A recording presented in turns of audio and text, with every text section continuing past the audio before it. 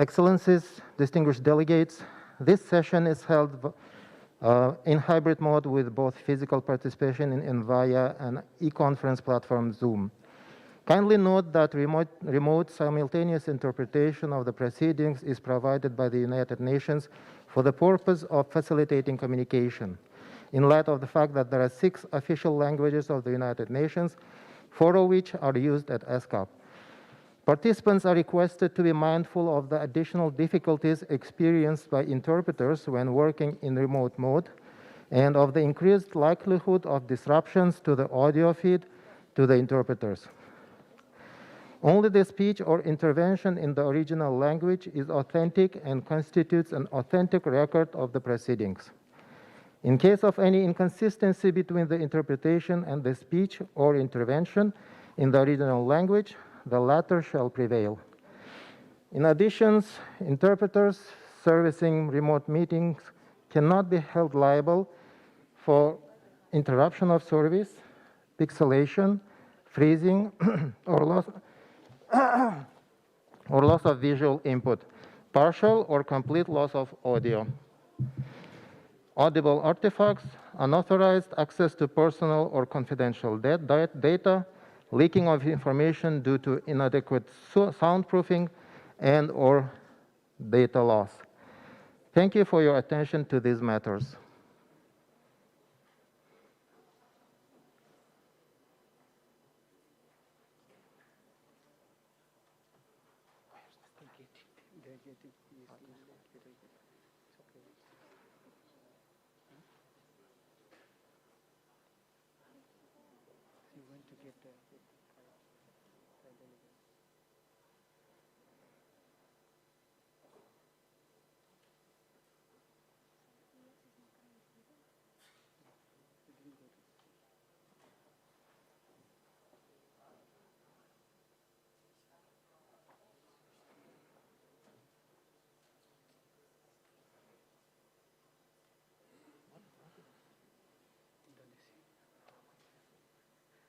Recently there, so we had these 2 meetings in October. Somebody gave me, so I just kept it.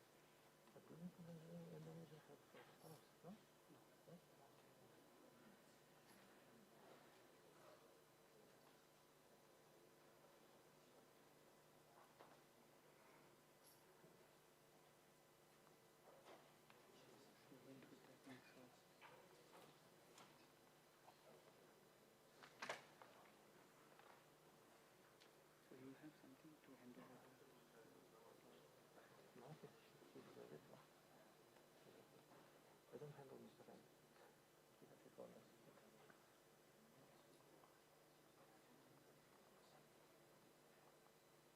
Okay, so then it's coming. So you will start, right? Yes. So I will wait until he sees it.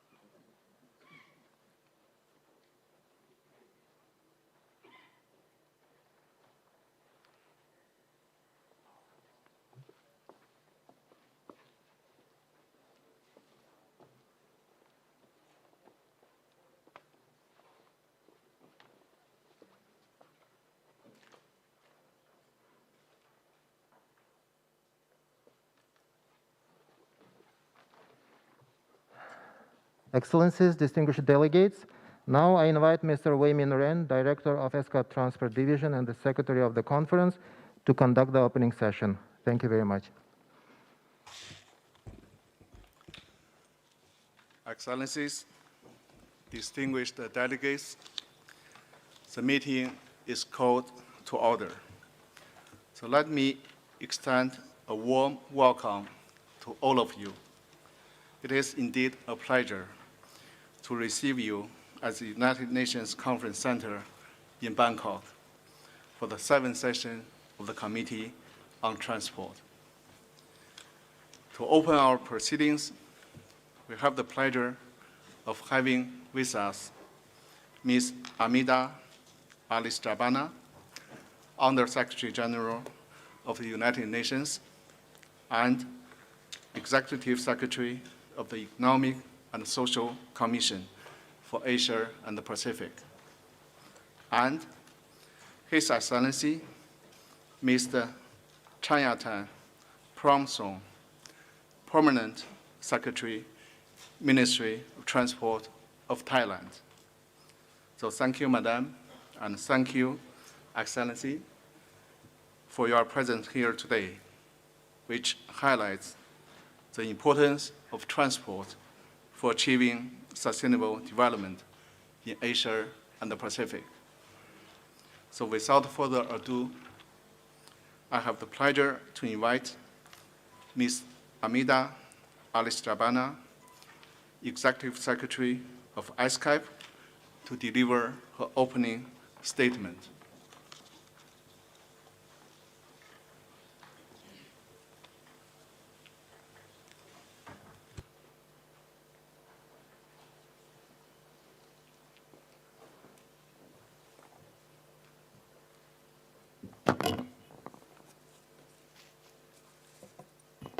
Excellency Mr. Chan Yatan Promsom, Permanent Secretary, Ministry of Transport of Thailand, Excellencies, distinguished participants, ladies and gentlemen, it is with great pleasure that I welcome you all to ESCAP and to the 7th session of the Committee on Transport. This committee is being held at a moment when Asian Pacific is still facing multiple crises and connectivity shocks affecting everyone and hitting particularly hard countries in special situations. Even during these challenging times, we are seeing major developments in transport connectivity across the region. Bangladesh has made significant progress in completing 2 missing links along Asia Highway Route 1 with the construction of bridges over the Patma River and the Madhumati River. The opening of the Lao-China railway line has filled in one of the major missing links along the Trans-Asian Railway network. The dry ports in Asia and the Pacific have continued to enjoy the dynamic growth, with 3 more countries joining the Intergovernmental Agreement on Dry Ports since 2020. This progress in regional infrastructure development needs to go hand in hand with addressing the environmental dimension of transport activities. Our estimates show that under business as usual, the region will experience a drastic increase in carbon dioxide emission. For example, by 2050, the emissions may increase by 75% in Southeast Asia and by 87% in South and Southwest Asia. But the situation can change drastically if governments implement policy measures that encourage changes in the behavior of transport users, uptake of cleaner energy and vehicle technologies, digitalization to improve transport efficiency, and investment in infrastructure to help meet environmental and social development goals. Sustainable urban transport is also critical for the overall sustainability of our growth and delivery of the SDGs. Excellencies, ladies and gentlemen, the growing social and economic activities and population in the Asia-Pacific region will also imply an increase in the demand for transport. Our region needs to focus on the development of an integrated and environmentally sustainable public transport system to improve its accessibility and reduce congestion and emission. In this respect, the Secretariat is supporting cities and countries in the assessment of urban mobility using the ESCAP Sustainable Urban Transport Index. Ambitious plans and targets have been launched, especially in the areas of low-carbon transport, electric mobility, and sustainable freight. Several ESCAP member states have introduced policies and strategies to promote electric vehicles and charging infrastructure while utilizing emerging technologies such as smart transport system, including intelligent transport system, to further enhance socially and environmentally sustainable mobility in the region. As far as social and inclusive transport is concerned, a preliminary review shows that only 20 countries have existing strategies to improve the inclusiveness of transport.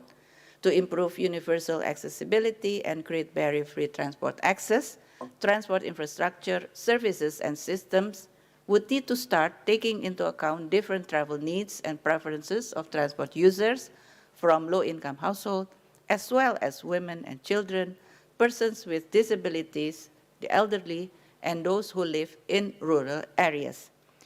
In addition, accessibility to local markets in rural areas remains a significant barrier in the region. About 560 million people, or half of the global rural population, live more than 2 kilometers from an all-season road. With such poor access, rural farmers and producers are locked out of more lucrative markets, serving national, regional, and global supply chain. Finally, on road safety.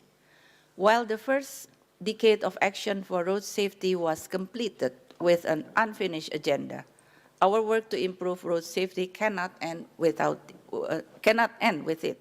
Our analysis shows more than 12% improvements between 2016 and 2019 in the reduction of road fatalities and decrease in the region's proportion of global road deaths to 58.5% from 62.8% during the same period. These figures reaffirm that valuable efforts made by countries resulted in nearly 100,000 lives being saved. However, additional national and regional efforts would be needed to achieve SDG target to halve the number of road traffic fatalities and injuries by 2030.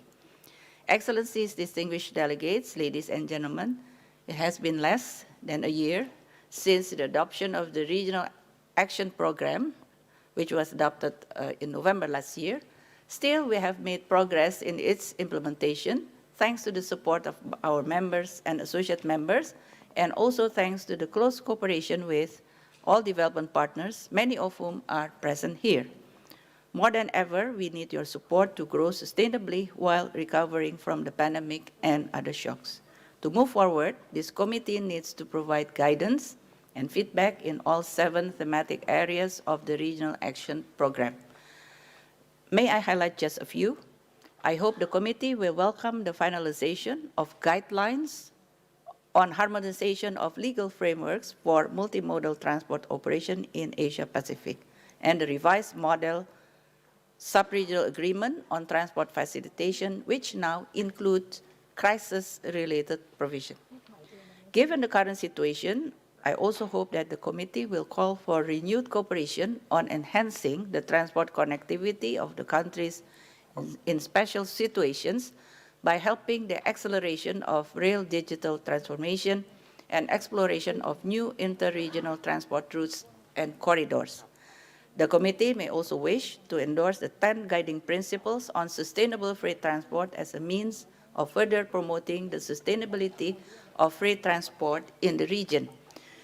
To support the much-needed progress in environmentally friendly transport, the committee is also invited to support 2 new initiatives, which are the establishment of a regional cooperation mechanism on low-carbon transport to reduce greenhouse gas emission, and the launch of an initiative on electric mobility to accelerate the transition to electric mobility for public transport.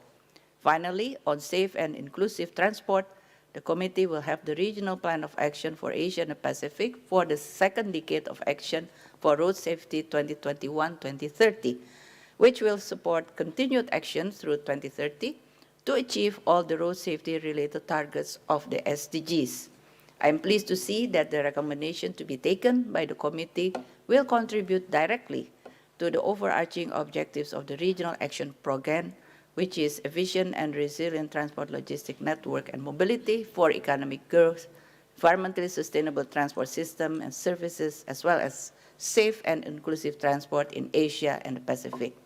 We still have 4 years to go in the implementation of the Regional Action Program, and this committee's expertise and guidance are fundamental for the continued progress in this area.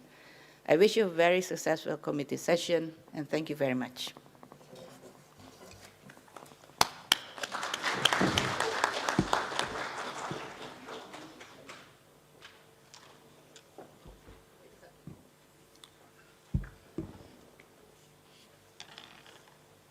Thank you, Madam Executive Secretary.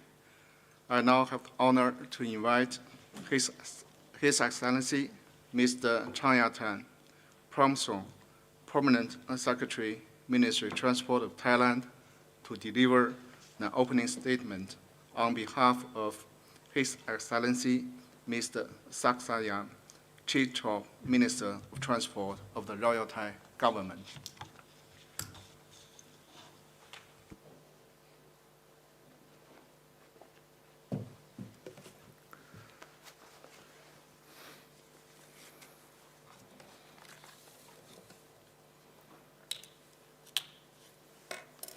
Excellency, Madam Executive Secretary, distinguished delegates, ladies and gentlemen.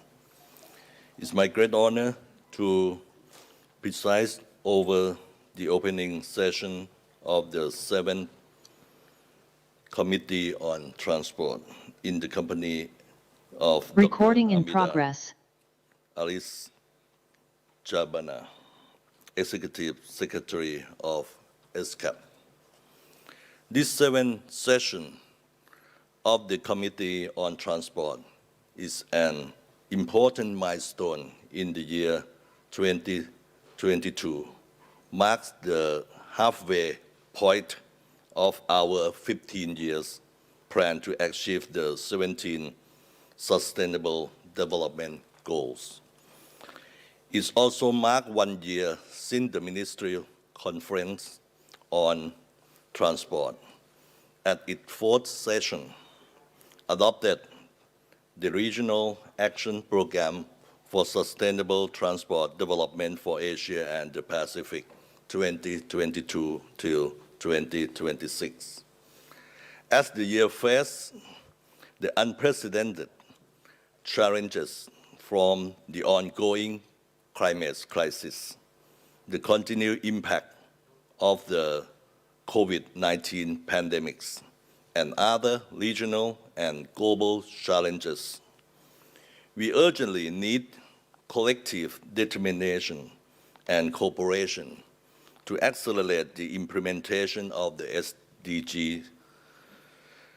Thailand shares the critical ambition to overcome those challenges and has been committed to achieving sustainable transport development. Excellency, distinguished delegates, ladies and gentlemen, to achieve seamless connectivity, Thailand has rolled out various mega projects to enhance transport connectivity in all modes of transport. On rail transport, the expansion of double-track meter gauge railway, and the first phase construction of high-speed train from Bangkok to Nong Khai under Thailand-China cooperation, which also connecting to RAL PDR and China high-speed train services, would play a crucial role in boosting Thailand and the region connectivity. Thailand realized that not only domestic transport development, but international and cross-border transport also play a vital role in promoting regional connectivity and enhance regional economic competitiveness. In this regard, the Motorway Railway Master Plan, or we call it MRMAP, which integrates the development of motorway and double-track railway system, is the approach to redesign the infrastructure network for better land usage efficiency and better connectivity. In addition, a new initiative, Southern Land Bridge, which provides the strategic linkage between the Pacific and the Indian Ocean, will contribute to transformation of the global maritime supply chain network. In terms of maritime transport, the expansion of Lam Shabang Deep Sea Port, Maptaput Industrial Port, and the development of additional dry ports and inland container depot nationwide will facilitate the intermodal interface, enhance seamless transport, and provide cost-effective transport options to global supply chain. Regarding air transport, boosting capacity of airports to handle an increasing number of passengers domestically and internationally is our main priority. We are not only focused on the continuing expansion of Suvarnabhumi Airport and Dongmueang Airport, but also plan on developing capacity on the regional airport as well. Furthermore, to promote the development of the Eastern Economic Corridor, Utapao International Airport Expansion Project is currently underway through an upgrade to become Thailand's third major port in the eastern part of Thailand. Regard to sustainability and low carbon transport, the concept of the bio-circular green economics, or BCG model, has been introduced as a key approach to advance Thailand economics, environmental, and social goals. The Ministry of Transport has developed a national action plan which targets to reduce greenhouse gas emission in the transport sector, allowed 31 million tons by the year 2030. Moreover, the electric vehicle roadmap is aimed to increase the usage of the EVs to 50% by the year 2035, along with promoting the use of electric public buses, boats, and trains across the country. Last but not least, the implementation of Bangkok Metropolitan Region Mass Transit Master Plan does cover 554 kilometers network urban in the urban rail and connected to other modes of public transport. We could encourage the use of public transport system to reduce traffic congestion and pollution in the Bangkok metropolitan area.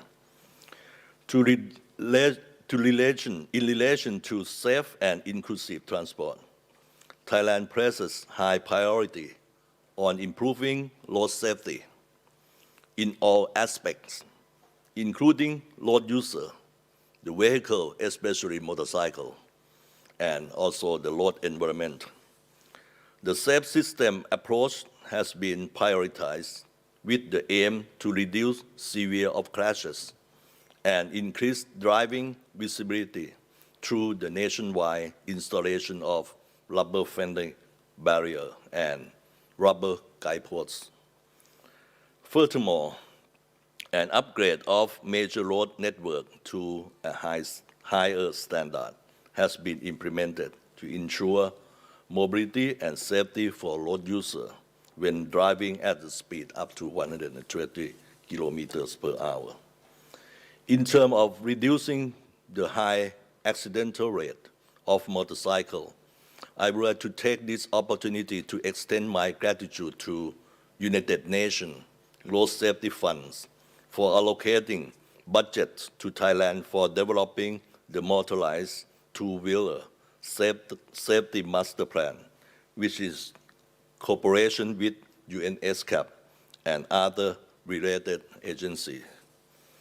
Excellency, distinguished delegates, ladies and gentlemen, while I take this opportunity to highlight several key initiatives, our comprehensive plan lies in the 20-year Thailand Transport System Development Strategy from the year 2018 to toward 2037, which is a long-term strategic plan focusing on enhancing the efficiency, green, safety, innovative, and inclusivity of all transport sector. I would like to confirm that Thailand's sustainable transport development policies are in line with the SDGs and the Regional Action Program for Sustainable Transport Development for Asia and the Pacific. Thus, I look forward to further cooperation with all of you in overcoming the ongoing challenges in order to advance safe and sustainable transport system in our countries and regions. On behalf of Ministry of Transport of the Kingdom of Thailand, I now declare the 17th session of the Committee on Transport open and wish you all every success in your deliberations. Thank you very much.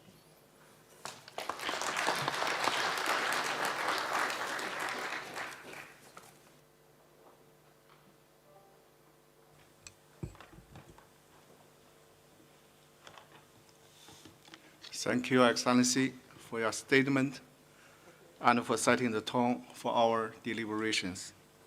Distinguished delegates, I understand that His Excellency is called by other pressing duties and has to leave us.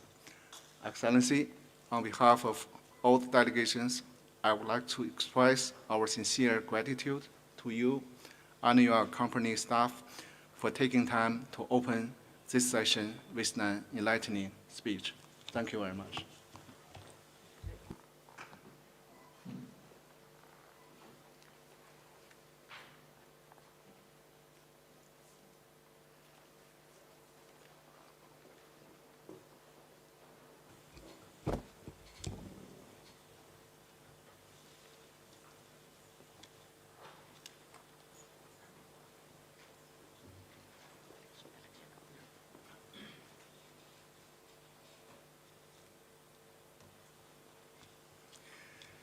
Distinguished delegates, let's now proceed to agenda item 1B, election of officers. It's now my pleasure to conduct the election of the officers for the 7th session of the Committee on Transport. So in accordance with the rules of procedures of ESCAP, the committee shall elect a bureau comprising a chair and 2 vice chairs. Are there any proposals from distinguished delegates for the Bureau? I recognize the distinguished delegates from Thailand. Thank you, Mr. Len. Recognizing the importance of the 7th session of the Committee on Transport and taking into account the experience and seniority of the delegations, I have the honor to propose the following distinguished delegates as member of the Bureau. As Chair, Her Excellency Min Min Wee, Secretary of State, Ministry of Public Works and Transport, and Secretary General of the National Road Safety Committee, Cambodia. As Vice Chairs, Her Excellency C.A.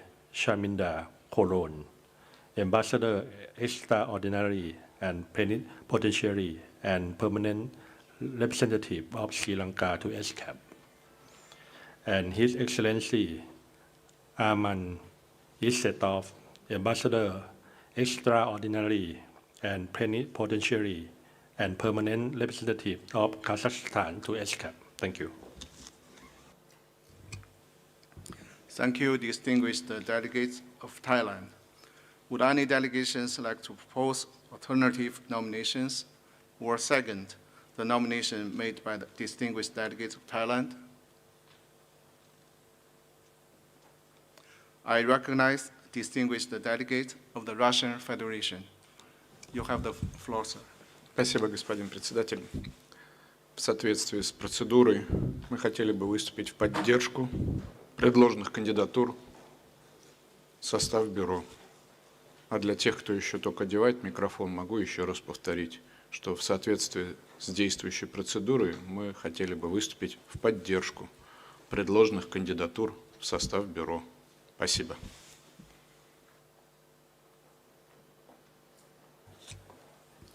Thank you, distinguished delegate of the Russian Federation. Would any delegations like to propose alternative nominations or second the nominations made by the distinguished delegates of Thailand? I recognize the distinguished delegate of Mongolia. So you have the floor, sir. Thank you, Mr. Secretary. I agree with the proposal made by the distinguished delegate of the Kingdom of Thailand. Thank you. Thank you, distinguished delegates of Mongolia. Would any other delegation wish to take the floor?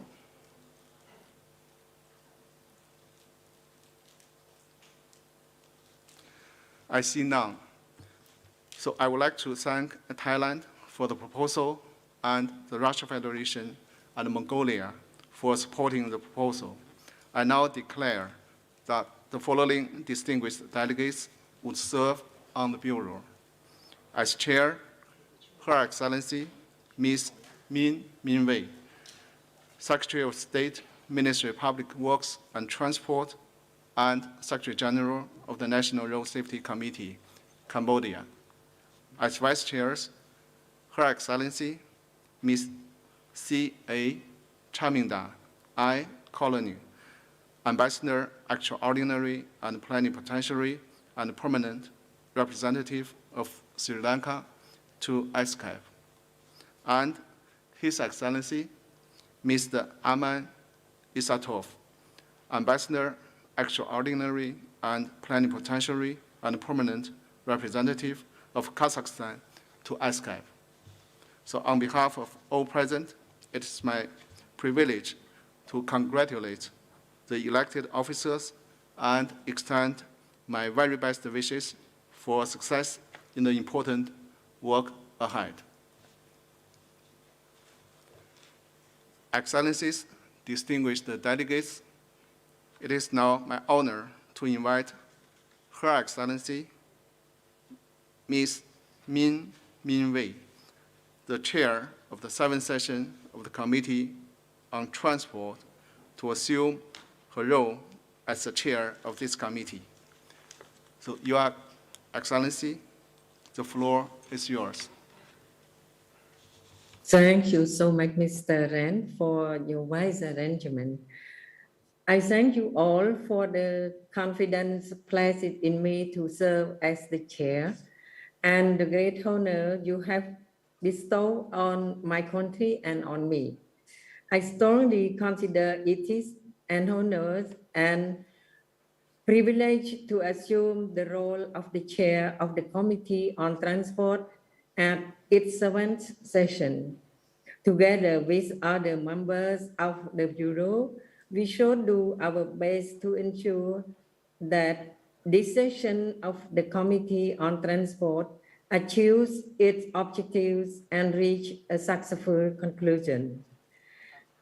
I would like also to thank the Executive Secretary for her inspiring opening statement and the continued support from the Secretariat in advancing sustainable transports in the region. I also wish to convey the deepest gratitude of the committee to His Excellency Mr. Saksayam Chitchop, Minister of Transport of the Royal Thai Government, for honoring us with his presence at the opening ceremony and delivering an enlightening speech. Distinguished delegates, unfortunately, due to the other important arrangements, I am unable to conduct the session on site. Then I call on the other members of the Bureau to chair the proceeding items from this point onwards. Once again, I thank you for your confidence in me and the Bureau. I wish you all to have productive deliberation during this session and being well, safe, and enjoyable journey and trip. I now would like to invite the Vice Chair, His Excellency Mr. Aman Isatov, to chair the session on my behalf. Thank you.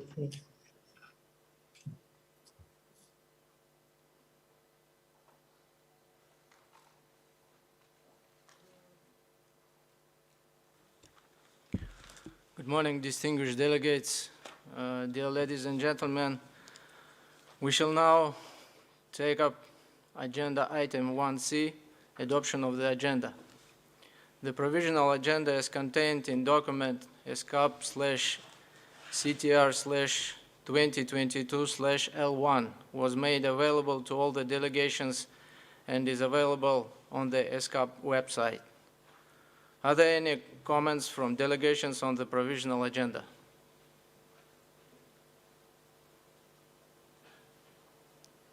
I see none. The provisional agenda as contained in document ESCAP/STR/CTR/2022/L1 is adopted. Distinguished delegates, with the adoption of the agenda, we can now move on with our deliberations. However, prior to doing this, I understand that the Secretariat has some announcements to make. I give the floor to Mr. Ren, Director of ESCAP's Transport Division. Mr. Ren, please. Thank you, Chair. Distinguished delegates, I would like to invite distinguished delegates present in the room and wishing to make statements to submit their names and written statements to the conference room officer seated to my left. The statement will be returned to you as soon as a copy is made. Submitting a written statement will ensure that your comments are accurately reflected in the report on the session. So please note that only key decisions and conclusions made during the session will be captured in the draft report, which will be presented for your consideration and adoption on Friday, 25th November. A summary of proceedings will be made available after the meeting and annexed to the report. The Secretariat would also like to encourage each delegation to focus their intervention on each of the agenda items on discussion. In view of the mandates and operational requirements of the committee, priority will be given to members, associate members, and observer countries of the Commission. If time allows, the floor will then be given to intergovernmental and international organizations and other entities. For those delegations wishing to have bilateral consultations to promote dialogue and networking with other delegations, please note that we have booked meeting rooms C and D for your use, and you may approach your respective liaison officers to assist you in coordinating the arrangements. Distinguished delegates, please be informed that 5 side events will take place during this committee session. You may find more detailed information in the program. May I also provide some quick reminders for delegates participants joining us via the e-conferencing platform Zoom. To select the preferred UN language, the interpretation icon with drop-down menu is available on the lower right of your screen. When you want to make an intervention, kindly click Raise Hand button. Your virtual hand will appear. When the chair calls upon you to take the floor, please click unmute and start video and deliver your intervention. Your video will be spotlighted on the screen. Once you have completed your intervention, kindly click mute microphone and stop video. For technical issues related to Zoom, kindly click chat icon available on the lower middle of your screen and type your message there. Our technician will assist you shortly. The Secretariat will be monitoring the messaging in Zoom. However, the Secretariat kindly requests that all substantive questions or interventions are to be raised through your delegation by using the raise hand button only. So, and finally, to prevent echoes and interference, please ensure that the language you selected to listen to is the same as the language you speak while taking the floor. So thank you for your attention. Thank you, Mr. Chair. Thank you, Mr. Ram, for this most useful information. We shall now proceed to Agenda Item 2, review of the implementation of the Regional Action Program for Sustainable Transport Connectivity in Asia and the Pacific 2022-2026. To introduce this agenda item, we will have a high-level roundtable which is focused on the achievement of transport-related sustainable development goals by transforming transport in the region to become more sustainable, inclusive, efficient, and resilient. The panelists will share achievements, experiences, and the best practices, as well as their vision on strategic directions on how best to achieve these goals. I now invite the moderator and distinguished panelists of the roundtable present in the room to take their seats at the rostrum. I also request Secretariat to put on the screen the distinguished panelists participating virtually.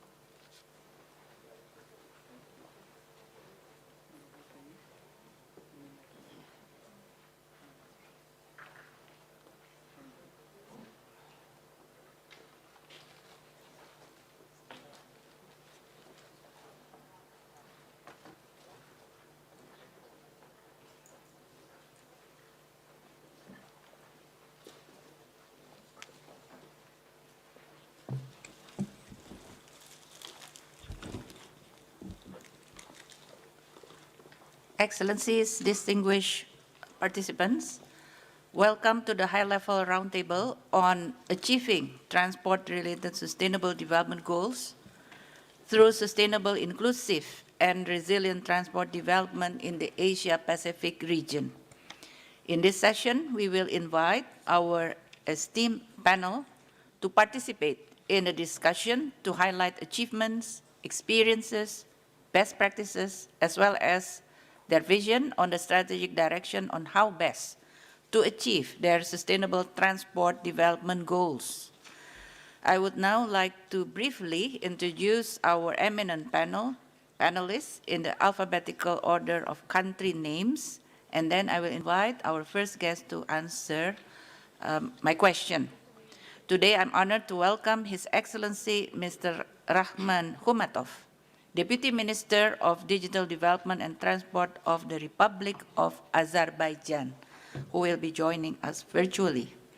His Excellency has contributed to Azerbaijan's role in regional cooperation in the field of transport and supported new initiatives to digitalize transport corridors. It is also my honor to welcome His Excellency Mr. Lengtun Yutaya, Secretary of State of the Public Works and Transport of Cambodia. His Excellency supports the ministry's work on building, maintaining, and managing all transport infrastructure, such as roads, bridges, ports, railways, and waterways in Cambodia. I would also like to welcome Ms. Faranisese Kinifuwai, Director of Transport at the Ministry of Commerce, Trade, Tourism, and Transport of Fiji, who is also joining us virtually today. She collaborates with stakeholders to maximize resources and keeping the public safe. She is also a legal advisor to the Fiji Women in Maritime Association. Next, I would like to welcome His Excellency Mr. Zuhair Ahmed, State Minister of the Ministry of Transport and Civil Aviation of Maldives. Mr. Ahmed oversees policies and regulation on aviation and airports, in Maldives, as well as land and maritime transport. A warm welcome to Mr. Jean Todt, UN Secretary General Special Envoy for Road Safety. Mr. Jean Todt has been the Secretary General Special Envoy for Road Safety since 2015, and he was the former president of FIA. We are also joined by Mr. Umberto de Preto, Secretary General of International Road Transport Union, IRU. He took office as Secretary General in June 2013. Yeah? His vision looking forward is that IRU will lead the road transport industry in embracing innovation and ensuring that the industry is ready for the challenges and opportunities ahead. And we also welcome, I also would like to welcome Mr. Yong Tae Kim, Secretary General of ITF, International Transport Forum. And Mr. Kim has been the Secretary General since 2017, and he is serving in his second term. I thank you all for joining us today. Given the tight schedule planned for the day, this session, of course, I hope we can finish on time. So therefore, I would like to kindly request our panelists to please limit each intervention to no more than 5 minutes. Now I would like to ask or convey my first question to His Excellency, Mr. Yuteya. Many countries in Asia and Pacific are not on track in achieving SDGs, especially those that are related to transport. Projecting to 2030.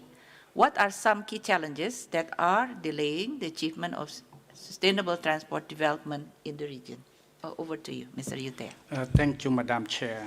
Excellency, Permanent Secretary, Excellency Armida Alice Jaban, the Executive Secretary of the ESCAP, Excellencies, panelists, honorable guests, Excellency, ladies and gentlemen, very good morning. Allow me to, at the outset, to extend my sincere appreciation to ESCAP for inviting me to this roundtable discussion. And I believe that this discussion will give us the opportunity to share our experience and best practices with regard to the transport development toward the Sustainable Development Goals. I don't prefer to say that every country in Asia Pacific are not on track toward Sustainable Development Goals. But maybe we are behind the schedule, especially in the transport sector. Since the launch of SDG, each country has put a lot of effort to develop their quality infrastructure for transport, expand transport network, promote the transport services, transform digitalization, and promote decarbonization, women empowerment, gender equality, inclusion is disability in marginalized and underserved community in transport, all of which are to ensure that our transport is inclusive, convenient, efficient, sustainable, and resilient. As a result of this effort, we witnessed the Asia GDP growth of around 4.5% before the COVID-19, 6.5% in 2021, and it is expected to moderate to 40% in 2022 and rise to 4.3% in 2023. We have also seen the increase of life expectancy in Asia and the Pacific from 68.8 to around 74.2 in 2019. In just 2 years from the SDG launch, Asia extremely poverty reduction was also reduced to 29.1%, and it would be further declined to around 15% if COVID-19 have not happened. However, we are still facing many challenges to face, given our limited capability and capacity, which cause delay to achieve the Sustainable Development Goals. One of the challenges is financing the sheer ambition of the SDG agenda and the public expectation for promote transport services along with limited funding available. The 2030 agenda set twin global priorities of delivering environmental sustainability, specifically mitigate the threat posed by climate change, and the ongoing priority of eradicating poverty and emphasize the centrality of ensuring equity under the straight line, no one left behind. While public expectation for transport services is geographically diversified. The second is the overarching threat posed by climate change, which challenge the progress in many of SDG goals. Amid embarking on many measures to mitigate and adapt to this global pressure, we remain exposed to the impact of unprecedented severe climate event and global warming.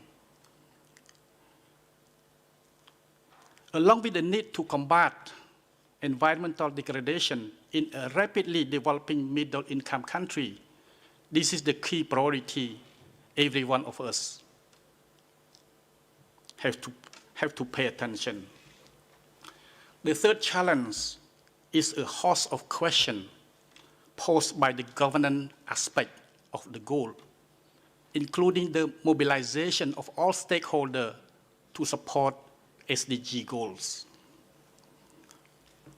While we have made significant effort in public sector structural reform and management reform and system strengthening, gaps remain, especially with regard to data and monitoring and evaluation.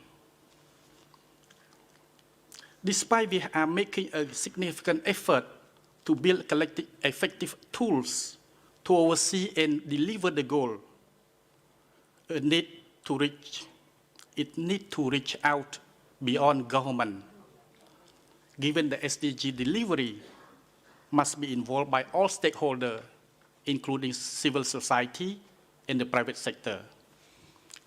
Last but not least, it is the impact of COVID-19 pandemic, which caused us unprecedented scale of economic and financial loss with uncertainties. Despite COVID-19 is no longer a significant issue, we are still experiencing a global supply chain disruption as demand has skyrocketed and the supply chain during the pandemic are struggling to bounce back.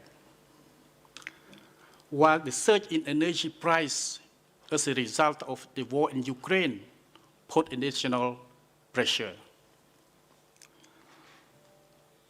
This disruption has become the biggest challenges that we are now facing in achieving SDG goals, as some experts anticipate that it takes time for it to get back to the pre-COVID level. That's all my idea. Thank you, Madam Chair. Thank you very much, Mr. Yutea, for your very insightful outlining the challenges for sustainable or faced by sustainable transport in the region. The next question goes to Ms. Kini Fuwai, who is joining online. The question is, the advancement of SDGs and Paris Agreement will require greater and radical collaboration and cooperation within and beyond the transport sector.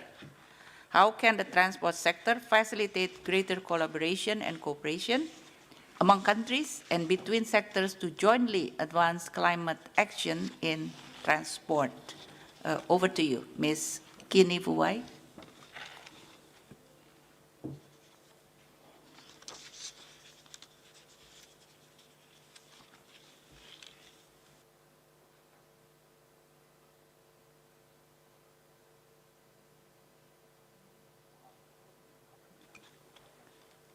I hope, Ms. Kini Vuai, are you already joining online? I think colleagues from the Secretariat, could you check whether she is already joined online? Oh, she is, okay. So let's wait a little while.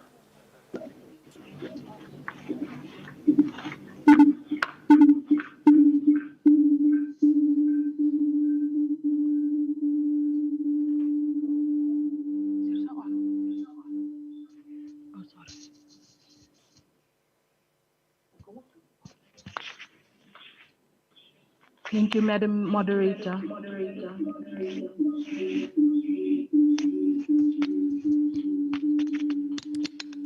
I think there is echo, yeah? We hear echo sound.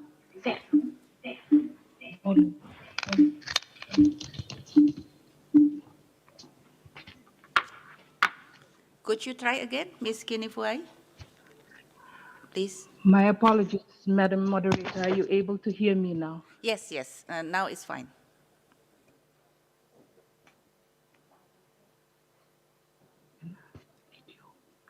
Please go ahead, Ms. Kini Vuai. Thank you, Madam. Your Excellencies, Executive Secretary of the ESCAP, esteemed panelists, ladies and gentlemen, Madam, my apologies. We just had a fire alarm go out in our building just in time for the session to begin. So we had to rush back into the room to actually address the panel. Mbula Vinaka, and a very good afternoon to all. At the outset, I wish to thank UNESCAP for the opportunity to be part of this esteemed high-level roundtable consisting of distinguished panelists to discuss ways of achieving transport-related SDGs through sustainable, inclusive, and resilient transport development in the region. Ladies and gentlemen, the COVID-19 pandemic brought about a new normal in Fiji and the region, where our transport sector is identified as an essential service, serving the people with essential supplies provided through land and maritime transport. Intensified by the pandemic, climate change poses the greatest challenge to the sustainable development of our economies and for the Pacific region also. This is why advancing our climate action through our respective national and international commitments, particularly for the transport sector, is critically important. As a signatory to the Lodala Declaration and commitment through the Low Emissions Development Strategy, Fiji has committed to 40% reduction in GHG by 2030 and deep decarbonization or zero emission by 2050. Therefore, ladies and gentlemen, greening our transport sector has become paramount with ensuring a balance in efficiency in services to Fiji and the region. This commitment has been further stamped through the passing of Fiji's Climate Change Act, which reiterates the need to develop and implement a detailed transport decarbonization implementation strategy, which is something that would also be applicable in the region. In essence, this means that global and national goals should be owned by everyone.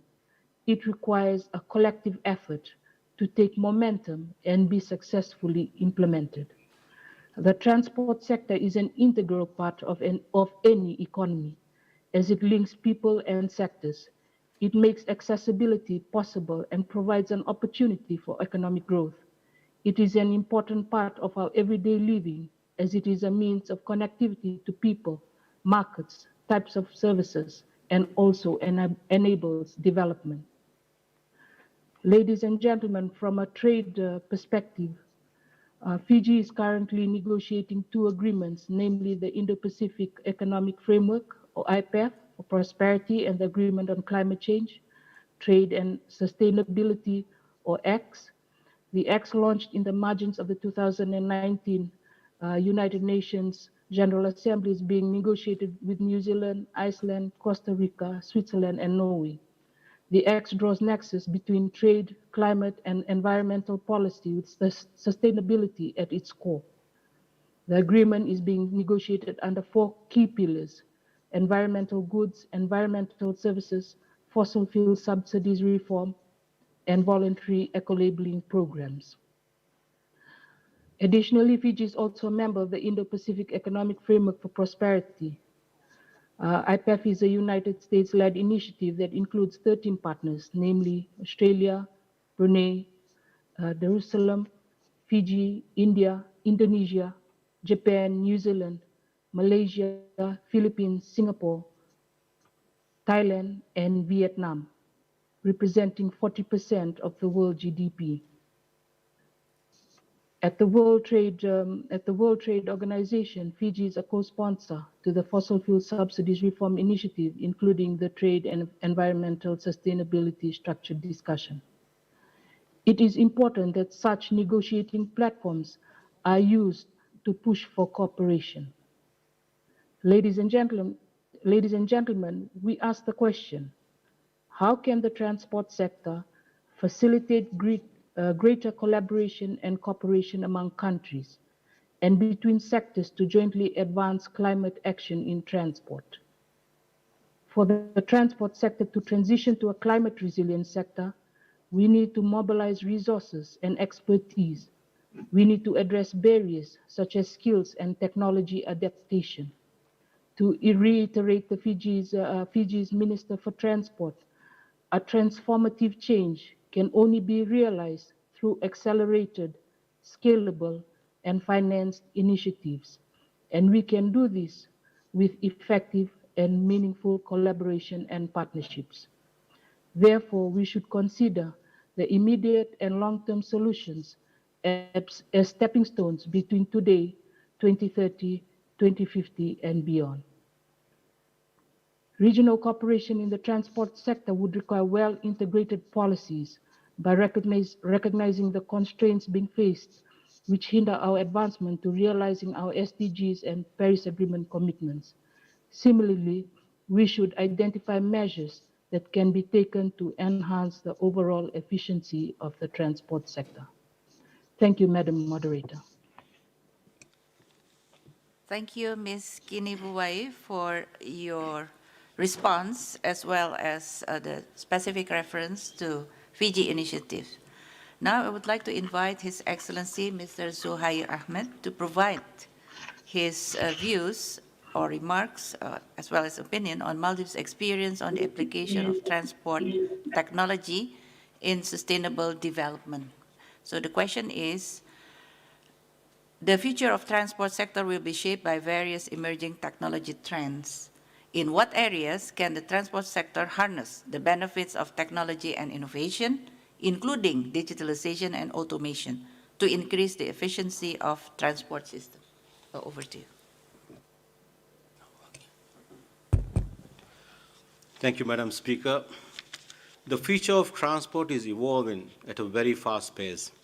It is evolving with technology and green energy acting as a catalyst, bringing about change that is widely necessary, especially given the climate change issues that is affecting the vulnerable countries like the Maldives. The trend in providing transport services has now shifted to digitalization, and more processes are becoming automated using smart technology such as AI and data computation. We can create a more inclusive and a service that is twofold accelerated to the users and increase efficiency and time management, which also reflects on the productivity of the economy. As transportation services improve, it directly and indirectly has positive effects on the growth of other sectors. With the Green Energy Initiative and building an intelligent and innovative transport system network, we are introducing electric buses into the minibus network. On the service front, we are connecting all necessary stakeholder information systems to one that will ease the processes of service delivery and allow users to get more streamlined, to get a very much more streamlined service. Thank you. Thank you very much, Mr. Ahmed, for your very informative response. Now I would like to invite Mr. Jean Todt to share his views on safe transport. Question is, what are your views on sustainable transport development from the perspective of road safety? Thank you, Executive Secretary, Your Excellencies, ladies and gentlemen. Thank you for inviting me to this 7th session of the Committee of Transport of the Economic and Social Commission for Asia and Pacific. I'm delighted to see the important place safe and inclusive transport and mobility as in this meeting, as there is much urgent work to be done, as you all know.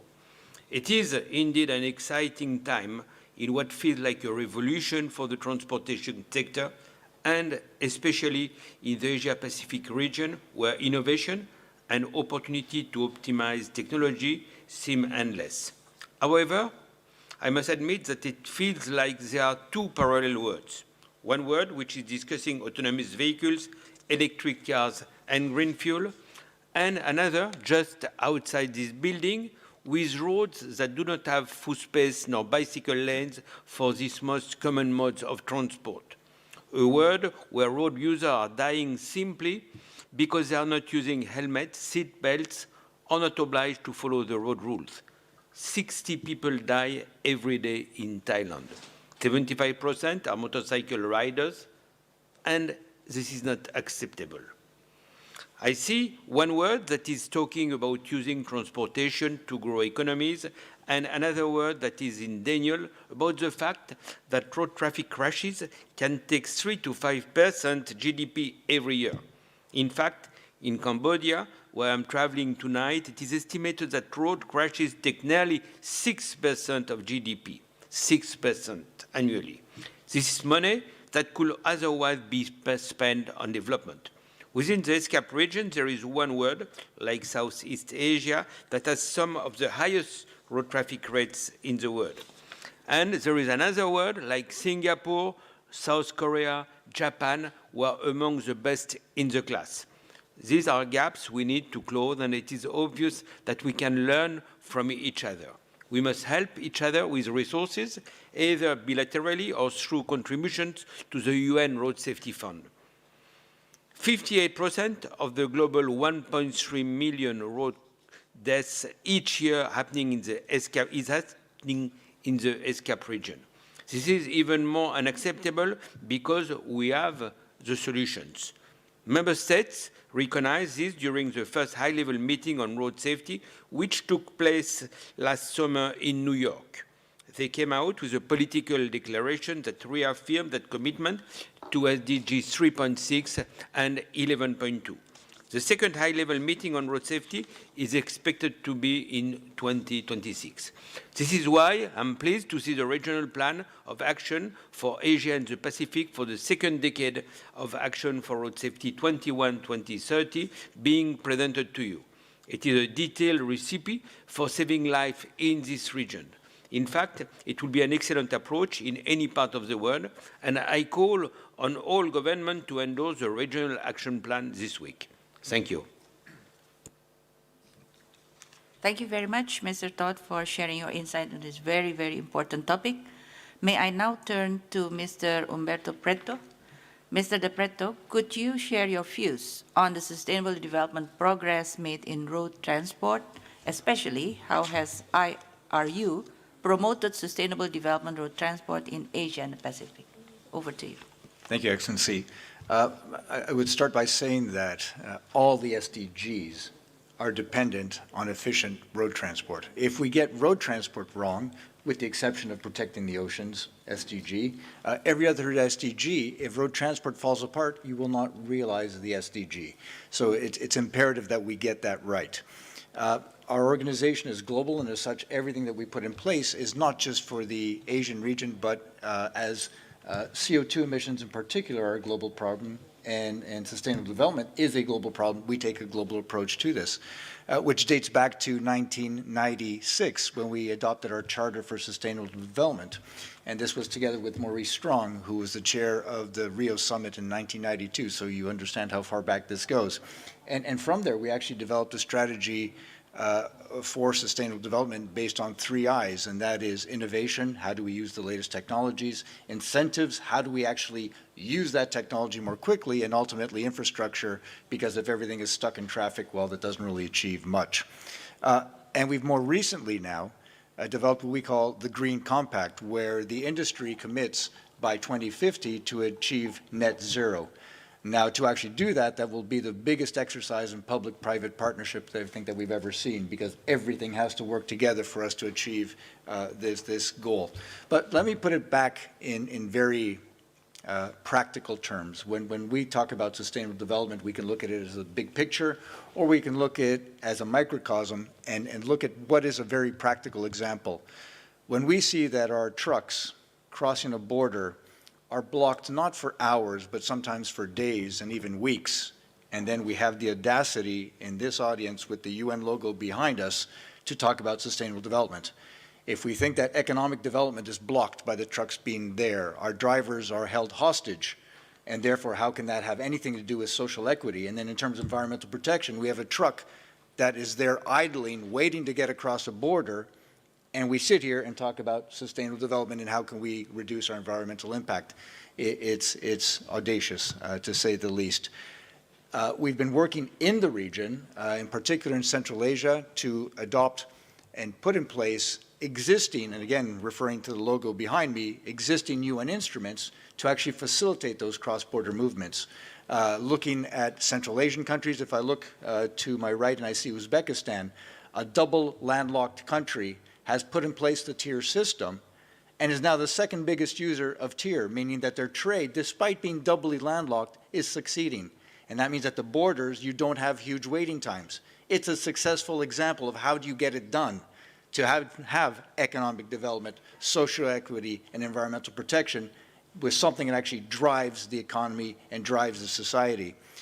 We've also now, within the region, had China, Pakistan, and India that are implementing the tier convention. So we expect big things going forward in terms of reducing those waiting times at the border. If I can give just a very simple example, in the greater Mekong sub-region, if we were successful in implementing the tier convention, again, an existing UN instrument at your disposal, we could reduce the cost of transit by $35 billion in 5 years.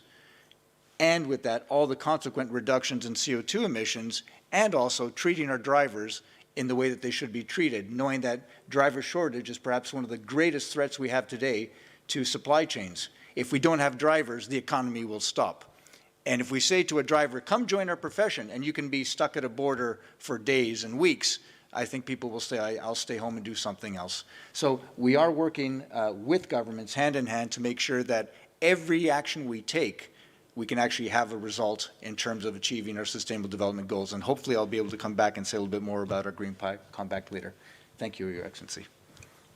Thank you very much, Mr. De Pretoria, for your very useful response, especially with reference to the tier convention application. I would like now to invite Mr. Kim to share his views on low-carbon transport policies.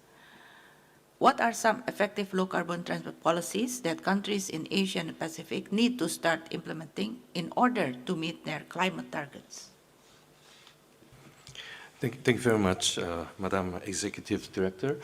And I feel very proud and honored to be here because in the pre-COVID period, we, ITF and ESCAP exchanged observer status. So we became an official cooperator of ESCAP. I'm very happy. And in fact, when it comes to the question of sustainable development, already it's quite a difficult question, but ambitiously we put sustainable, inclusive, and resilient at the same time in our title for today.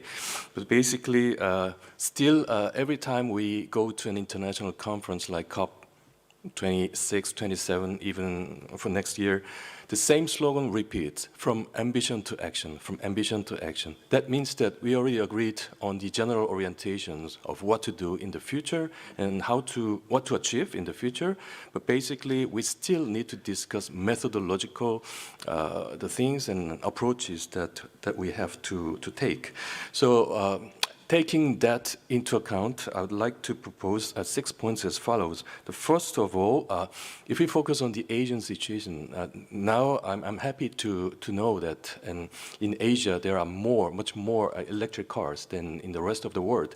That means that we need to have more charging stations if we really want to make it efficient and relevant in our society, but we have to also understand that the source of electricity should not come from the fossil fuel. So there should be the chain of reaction in this mechanism, and we have to know something that we usually do not see in our daily life.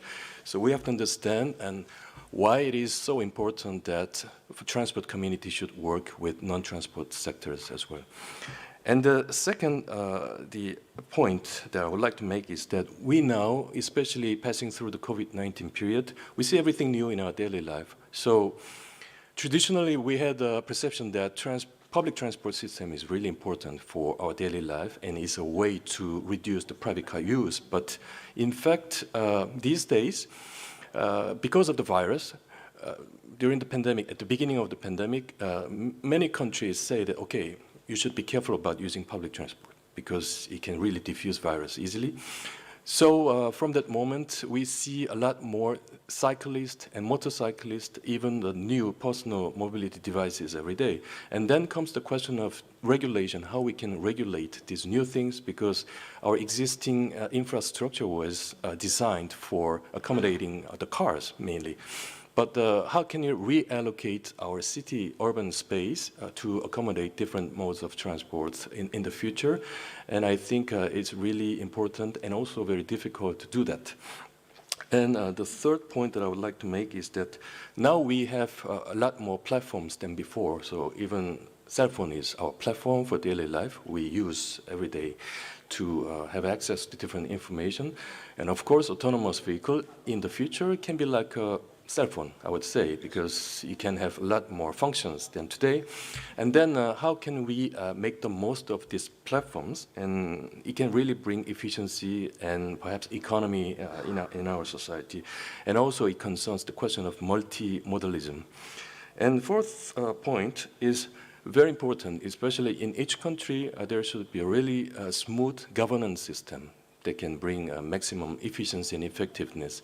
Because usually at the COP meeting, ministers of environment negotiate, but when they come back, they distribute their work. So different ministries like Ministry of Transport get homework and office work from Ministry of Environment, but it's not the end, because we have local governments and industries and private individuals.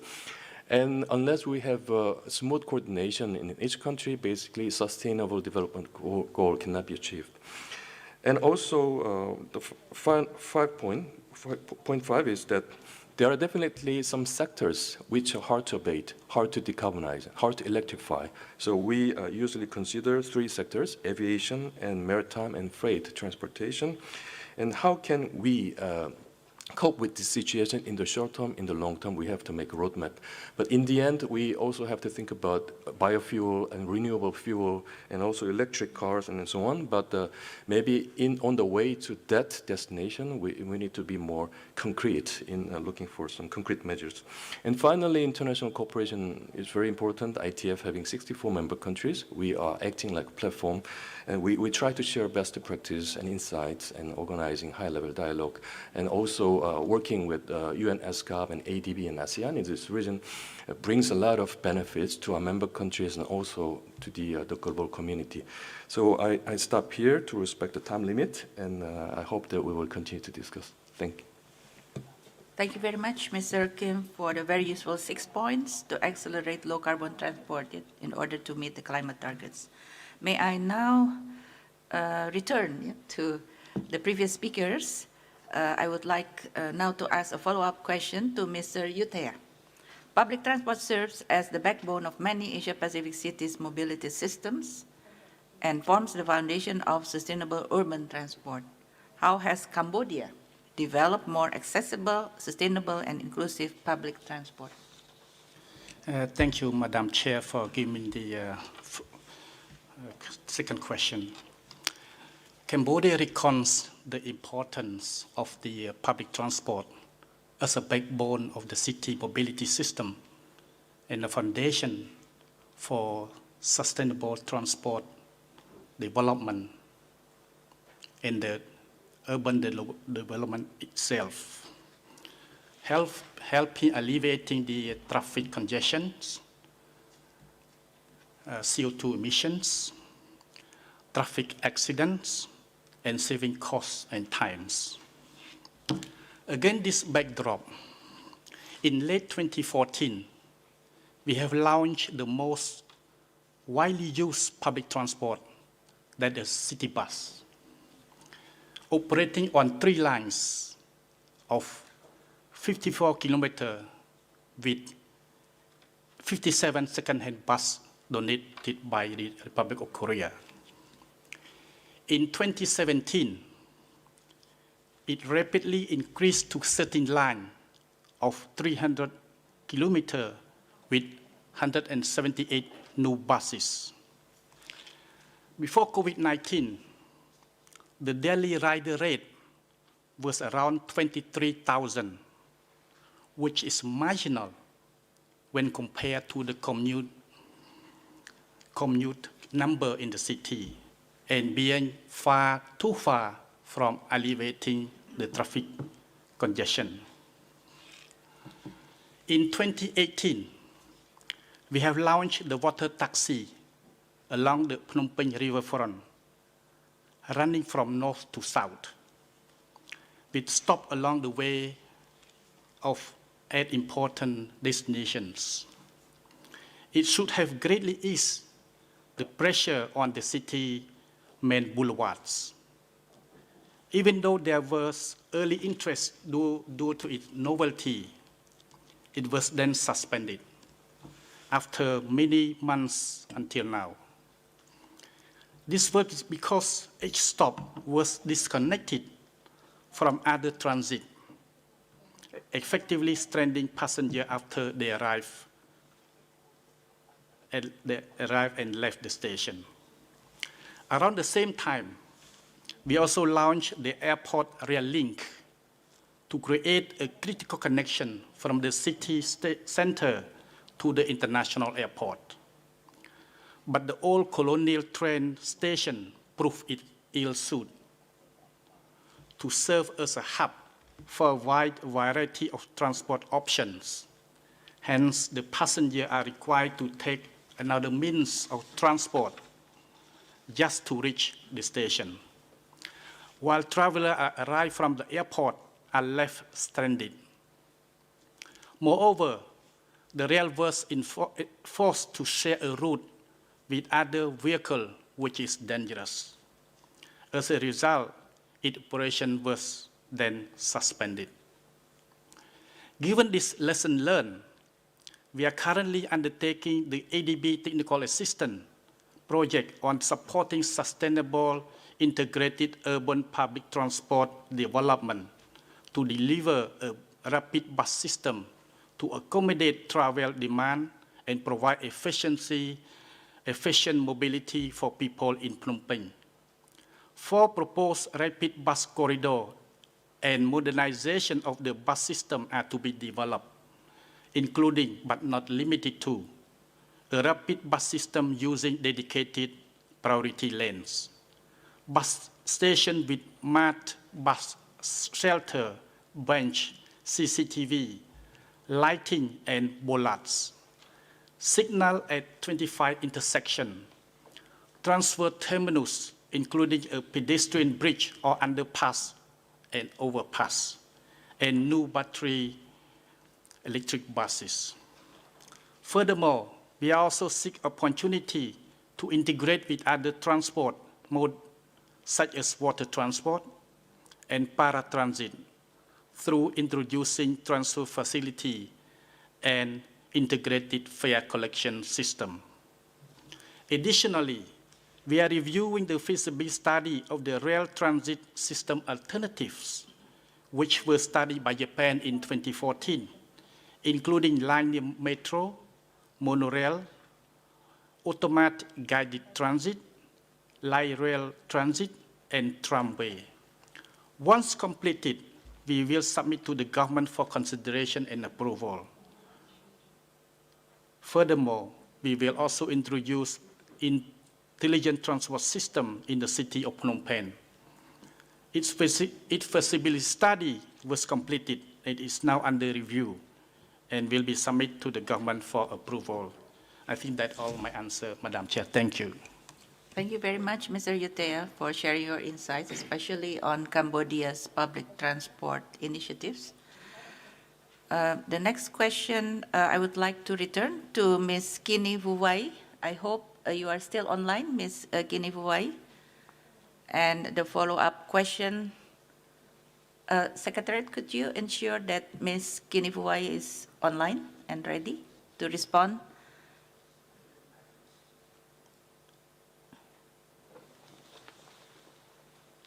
She's not? She has not accepted. Oh, okay. Yes, so it seems that there is connection problem, so we may as well go to the next speaker.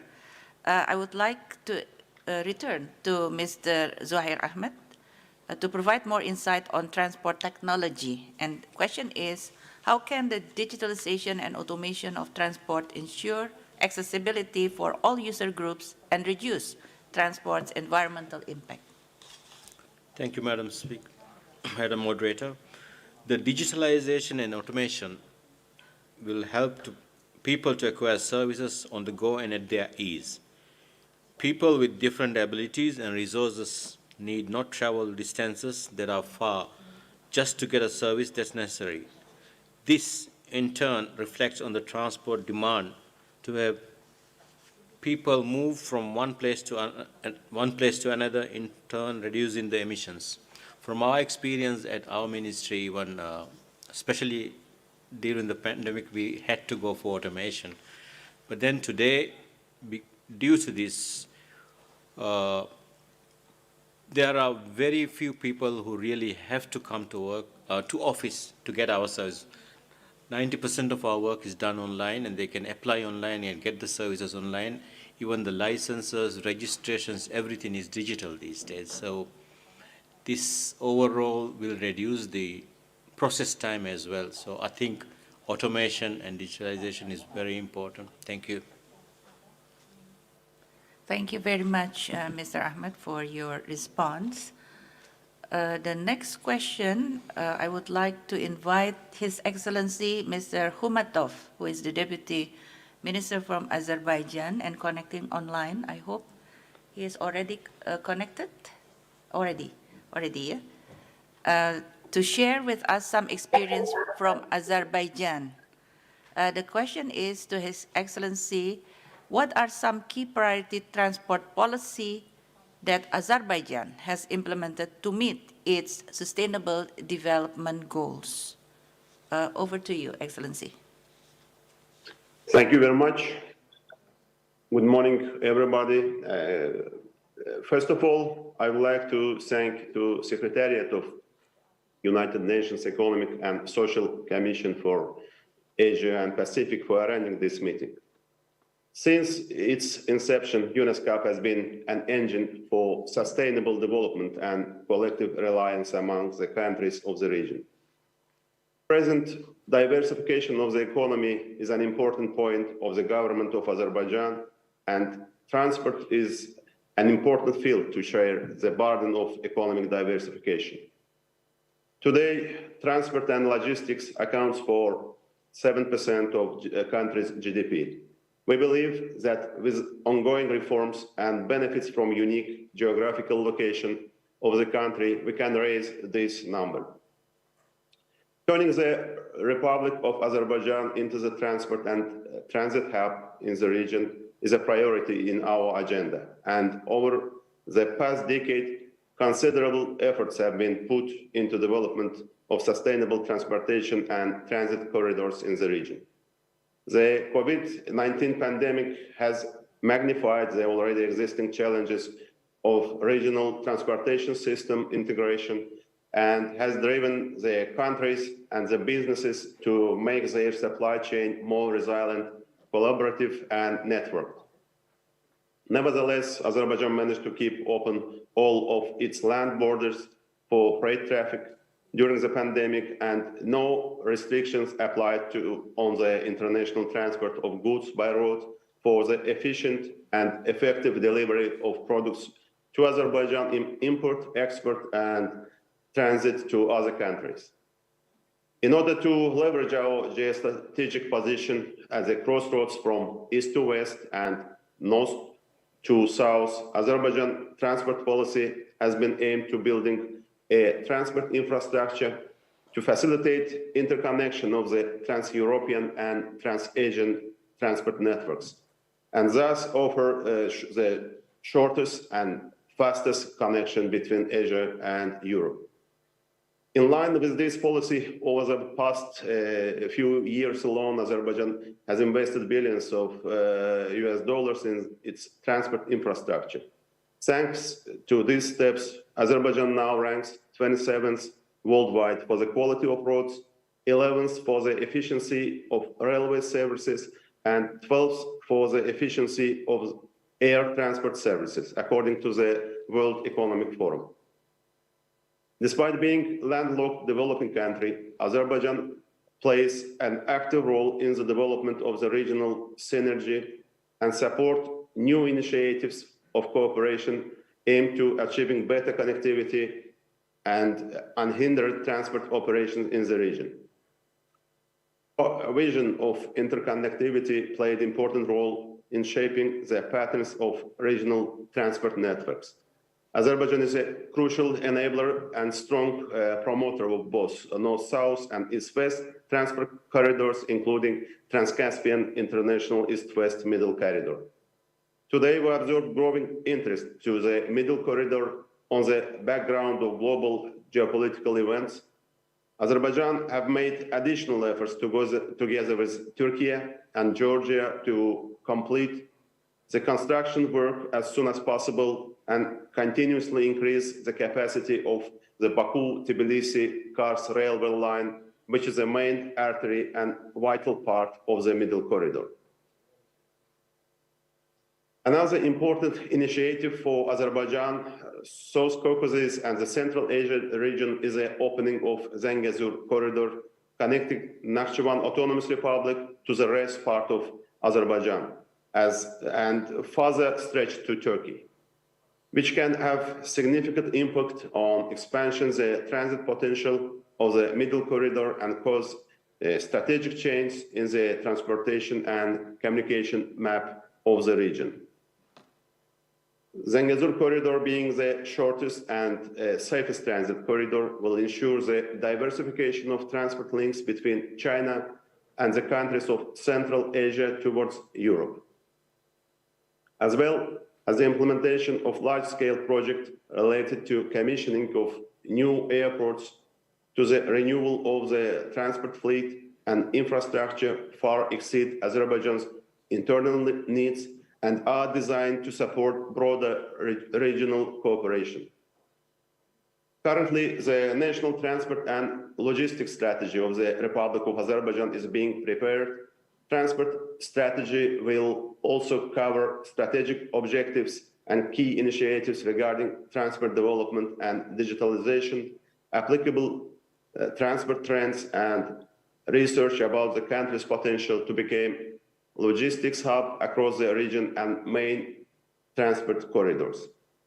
We need to keep working together bilaterally and multilaterally to enhance transportation and mobility, which are essential to achieve sustainable development goals. In this context, we pay special attention to the cooperation within international organizations, namely ESCAP. Thank you for your attention. Thank you very much, Mr. Humatov, for sharing the various Azerbaijan initiatives, especially on the regional transport corridor, as well as the logistics sector. If I may, I would like to continue with a follow-up question. I would like to ask you on the topic of transport digitalization. The future of the transport sector will be shaped by various emerging technology trends. In what areas can the transport sector harness the benefits of technology and innovation, including digitalization and automation, to increase the efficiency of transport system? Over to you, Mr. Humatov. Thanks again. Over the past decade, the transport industry, like almost all other sectors of the economy, has demonstrated positive dynamics of digitalization of the processes and documents, and the COVID-19 crisis shows that there is a pressing necessity to eliminate reliance on personal interaction and paper-based transactions. Azerbaijan, one of the first among countries to sign a framework agreement on facilitation of cross-border paperless trade in Asia and the Pacific. It's known that digital customs solutions is crucial for the implementation of the provisions of the framework agreement. In this regard, the relevant work done by the State Customs Committee, Azerbaijan ranked 9th in the survey on trade facilitation and paperless trade in Asia and the Pacific. Digitalization is one of the most important tools for ensuring transparency of transit transportation and equal conditions for participants in the transport process. It's also one of the priority dimensions of effective development of international transport corridors. In 2019, we started the OSCE project on green ports and connectivity for security and economic growth in the Caspian region. This November, Azerbaijan completed the internal process of accession to additional protocol on an electronic consignment note, so-called ECMR. In order to apply the electronic procedures defined in the 11th Annex to the TIR Convention, the State Customs Committee is carrying out the relevant technical work to join the international ETIR system. Within the framework of CAREC, Azerbaijan is cooperating with Georgia and Kazakhstan on the implementation of advanced transit system. To this end, works are underway for the signing of the relevant agreement and the pilot implementation of the system. Moreover, in the framework of Coordinated Councils for Transit Freight Transportation is implemented a unified and transparent tariff policy in the field of transit cargo transportation by rail, seaports, and sea terminals in the Republic of Azerbaijan. It serves to simplify the state border crossing procedures and transportation processes, as well as ensure coordination between state bodies carrying out their activities in this area and increasing the transit potential, developing and transit capabilities of Azerbaijan in the international corridors passing through the country. Furthermore, the Republic of Azerbaijan supports and participates in various projects implemented within the international framework in the direction of digitalization of transport operations. We must continue to work towards improving cross-border connectivity through integrated transport systems. It's therefore important to intensify our efforts to facilitate transit, digitalize transactions, and remove regulatory and procedural barriers to transport and trade. The lessons learned during the pandemic demonstrate that a coordinated regional approach would contribute to a more cost-effective and efficient response to any disruption of supply chain and the distribution of risks. In this context, regional integration mechanisms can play an important role.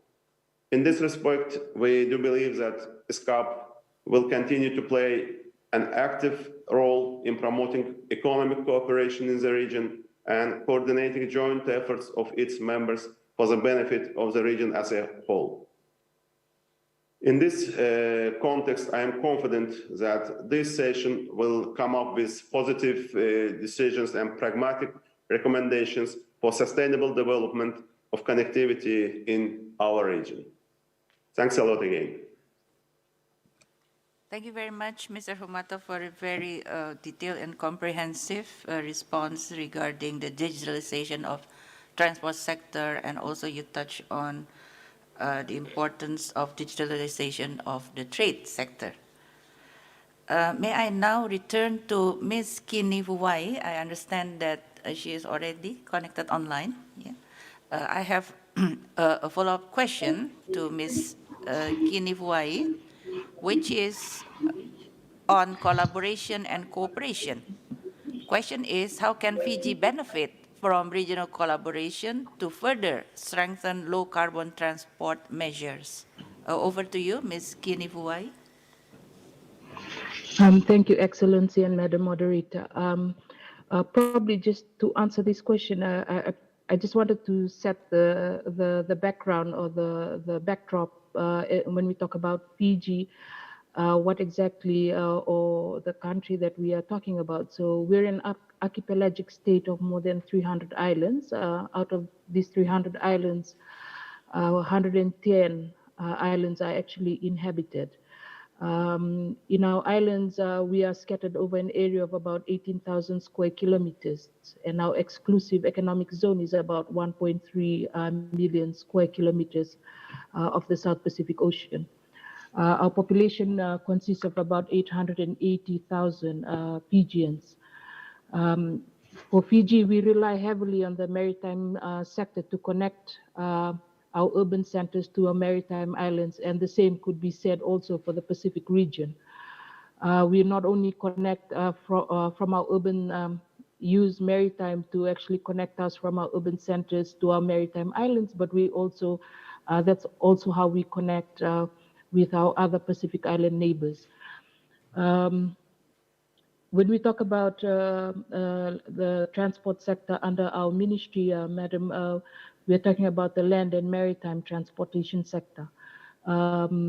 We actually have about 140,000 vehicles registered with different classifications, and about 300,000 drivers registered with different classes.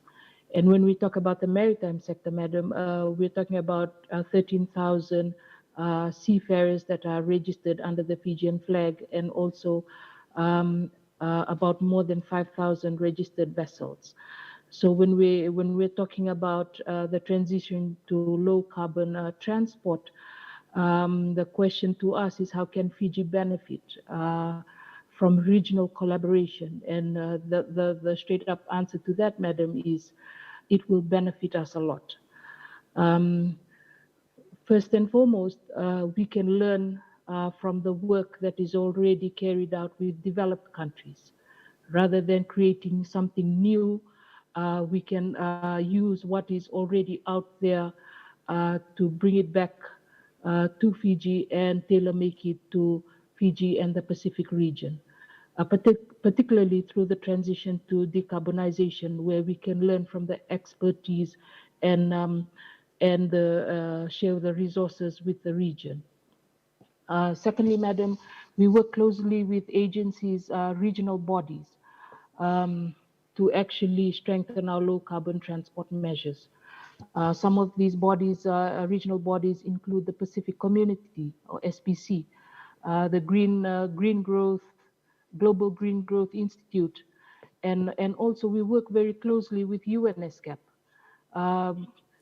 We are undertaking certain projects with the Transport Division just so that we can try and strengthen our low carbon transport measures.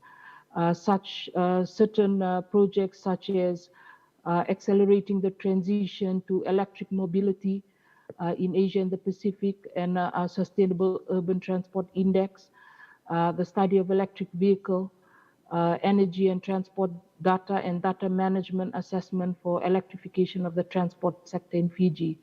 When we talk about these studies, Fiji was one of the first in the Pacific region to actually work with ESCAP to come up with these studies to actually pave the way forward for us when we are talking about transitioning out a land transport sector to low carbon. Furthermore, we in terms of the maritime transport sector, Madam, recently we've just established the regional office for the International Maritime Organization in Fiji for the region.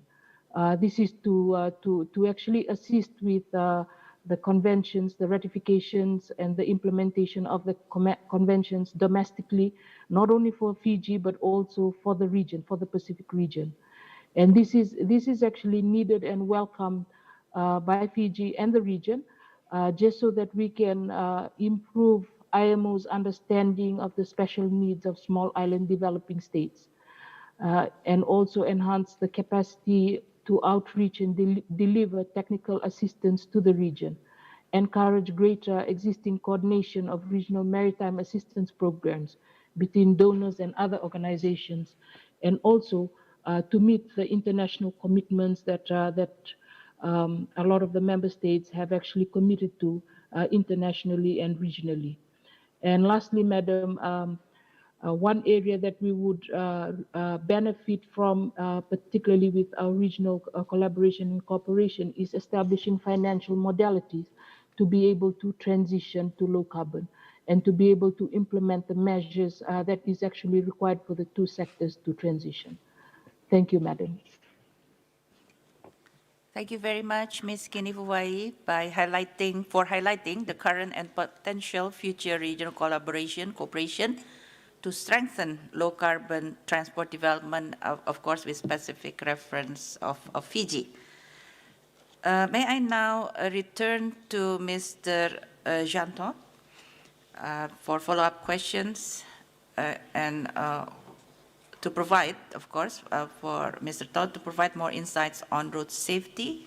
Question is, while high-income countries have improved their road safety performance significantly over the first decade of action, most middle-income countries are still behind their road safety targets. As countries enter the second decade of action of road safety, which has a goal of reducing road traffic deaths and injuries by at least 50% from 2021 to 2030, what are some of the best practices and key priority actions that can be implemented by middle-income countries, underlined middle-income countries, where almost a majority of the road fatalities occur in these countries, especially for our region? Thank you. Let me start with the simplest approaches. First, reducing the speed limits, especially in urban areas and near schools. Being hit by a car at a lower speed can increase the chance of survival exponentially. Enforcing helmet use, because they can reduce the chance of death by more than 40%. Buckling your safety belts, text driving, drink driving. Beyond the strictly local changes, both here in Asia and around the world, we must harmonize the standards so that everyone can benefit from the same level of safe technology on cars and on road infrastructures. Safe car technology cannot be the right only of those who can afford to pay for it. This is where the UN Road Safety Conventions and regional agreements come in. We need better road infrastructure, especially for walking and cycling. This is especially important in Asia, where walking, bicycling, and two-wheelers are the most common method of transport for low-income users. In addition, More use of walking and bicycle paths will help cities reduce air pollution, congestions, and CO2 emissions. Better, cheaper, more accessible and safer public transportation systems lead to more sustainable and inclusive transport. 1.3 billion people in Asia and the Pacific live on less than $3.20 per day, with few transport options. We must keep this in mind when developing transport. Furthermore, there are far fewer road crash fatalities and injuries in cities with better public transportation systems. More public transport use rather than private cars is also better for the environment. And more investment in road safety pays off. A 2017 study by the World Bank reports that if Thailand cuts road traffic mortality rates by 50% over a period of 24 years, it could generate additional income equivalent to 22% of GDP. And last but not least, we are hosting a side event exhibition showing effective road safety projects after this session outside, and I invite you to join us. The exhibition features projects supported by the UN Road Safety Fund in the region. Thank you. Thank you very much, Jean-Claude, for very insightful points, key points on how to reduce these road fatalities. Again, also for distinguished delegates, the invitation to attend the exhibition, the launch of the exhibition just after this session. May I now return to Mr. De Pretto? I would like to ask a question on resilient freight transport. Measures related to COVID-19 and other ongoing geopolitical developments have disrupted the global supply chain. What have the countries in Asia Pacific learned from their recent and ongoing efforts to strengthen the resilience of freight transport networks? Thank you, Your Excellency. I'll tell you, as Secretary General of the IRU, one of my biggest frustrations was the COVID crisis. When the COVID crisis broke out, I recall how I was equally frustrated that if I went to a store across the street from where I work or the same store chain close to where I live, there were two different methods of entering the store. And so I said, if it's so hard to coordinate in the same city between the same store chain how to enter the store, I understand why it's difficult at borders to actually enter and with different procedures. What COVID taught us is that first and foremost, when we have such a crisis, we have to coordinate at global level so that when we go across a border, our drivers, when they arrive with our trucks, have the same procedures everywhere. If we have predictability, we can get through. If we have predictability, we can then have supply chain resilience because then we know how to deal with it. If at every border we have different procedures, then we can guarantee that everything will be shut down. The road transport industry was very hard hit by COVID. We've lost in the order of $2 trillion US dollars during this period. Knowing that the majority of our companies, over 80%, are small and medium-sized enterprises. Therefore, they really took a hit, and many went bankrupt and are having a difficult time coming back, or even some today even staying in business. What I also found, I'll say appalling, is that the measures that were put in place at borders actually put our drivers at greater risk.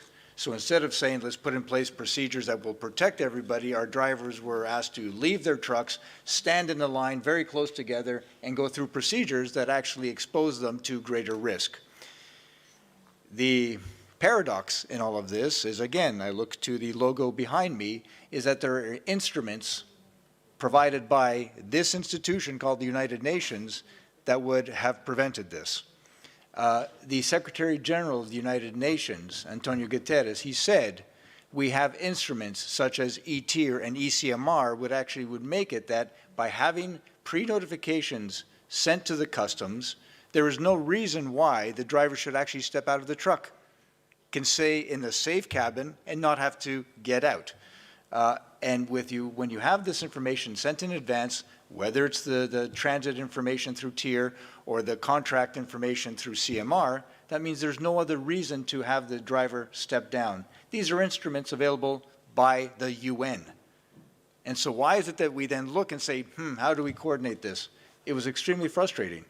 Now, to make sure that for our next pandemic, and I guarantee you there will be at some point in the future another pandemic, these seem to come every 100 years, and there will be another one, that we're ready.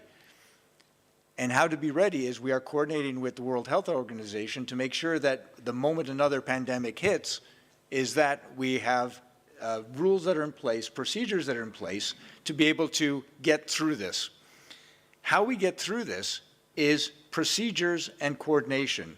Infrastructure is always fantastic. If you want to build more infrastructure, please do. We appreciate every millimeter of infrastructure that is built. But to actually have resilient supply chains, it will require a change in procedures, fantastic coordination.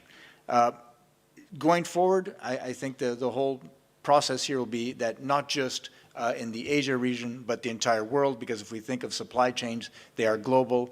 Anything, if I invite you to Geneva to have a cup of coffee, I'll explain to you how to have that cup of coffee in Geneva requires 29 companies from 18 countries. So even if we want to think regionally, everything we do in terms of trade is global. Production is global. So therefore, we need global solutions.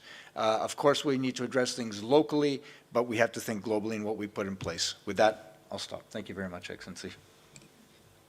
Thank you very much, Mr. De Pretto. Again, you highlighting the need to be better prepared in order to be resilient, which again requires procedure and coordination. So let me now turn to the last speaker, last panelist, which is again returning to Mr. Kim. And the question is for Mr. Kim with regard to inclusive transport. Inclusive transport can create economic and social benefits and reduce poverty in the long run by enabling equal access for all users, regardless of health, age, income, and gender. How can governments and industry overcome the barrier physical infrastructure poses and create transport systems that offer equal access for all? Thank you, Executive Director, for this interesting and important question. Basically, there was a contrast between, for a long time, economic approach and social approach. So the service should be provided by government or private sector. There was a controversy or conversation that we had a long period. But today we added one more element, which is environmental approach. So the questions are becoming more and more complicated. But for realizing an inclusive transport system, basically the service should exist. So that is availability. And the service should be cheap, not too expensive. That is affordability.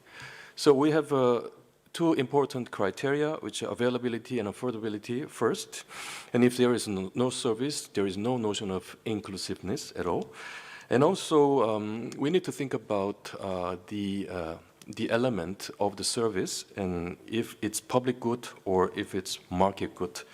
So we have now more options than before. We have more different types of services provided by government and private companies. But how can we coordinate those different the goods in the market is a very important question and also a very difficult challenge, because we consumers have more choices, but how can we make it affordable and convenient for all the customers? That is the question that we have to pay attention to.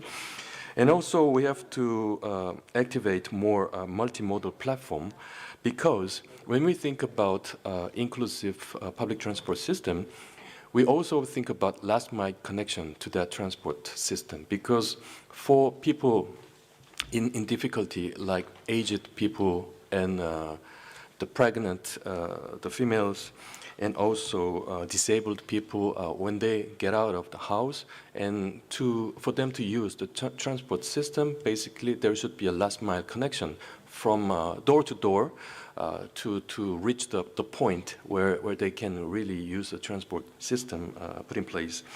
So this is also a very important question.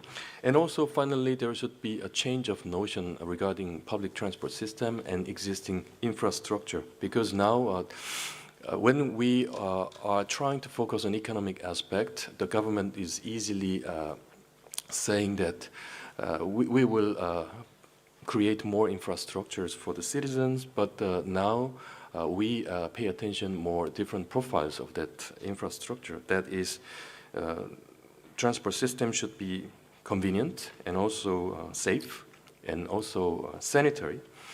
And now we have to have a trust in the system, because every time you go out of the house, if you check if our public transport system is properly running today or not, then you lose trust and you cannot really use the system properly.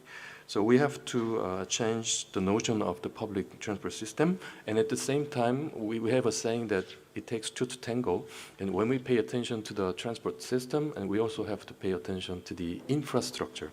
And infrastructure, once we set, and it's not easy to change. And we spend a lot of money on the basis of consensus, and we can it's easy for us to say that, okay, we can create more infrastructure, but to do so, we also have to think about expropriation questions and reallocation of people and getting more space, and how can we make lines. And sometimes there's a controversy on naming the stations, and there are so many types of social conflicts in the society. So we have to now focus more on the universal design and also flexible design of the infrastructure for the future, so that we can minimize the uncertainty and constantly changing environment. We can really minimize our inconvenience facing that kind of difficulty. So in conclusion, we are having a lot of difficulty these days with uncertainty, but we should not forget that crisis is also always opportunity. And we should not give up our optimism, and ITF as a platform will continue to work with you, and please use our platform, and we will provide you with a lot more insights and findings and evidence and so on. So thank you very much. Thank you very much, Mr. Kim, for highlighting. Again, we take note the notions of inclusiveness, availability, affordability of services, especially, of course, in the transport sector system, trust in public transport, and as well as the contribution of ITF in this regard. Excellencies, ladies and gentlemen, I would like to thank all speakers for their time and important insights. We have come to the end or the conclusion of this session. I hope today's roundtable provided us with some answers and real solutions to persisting problems, as well as set the tone for further discussions under this agenda item. I'm confident this event shared valuable approaches and good practices on sustainable, inclusive, and resilient transport, which have also encouraged innovative ways to move forward. Thank you again, all very much, and I now yield the floor back to the chair for the continuation of this item. Thank you very much.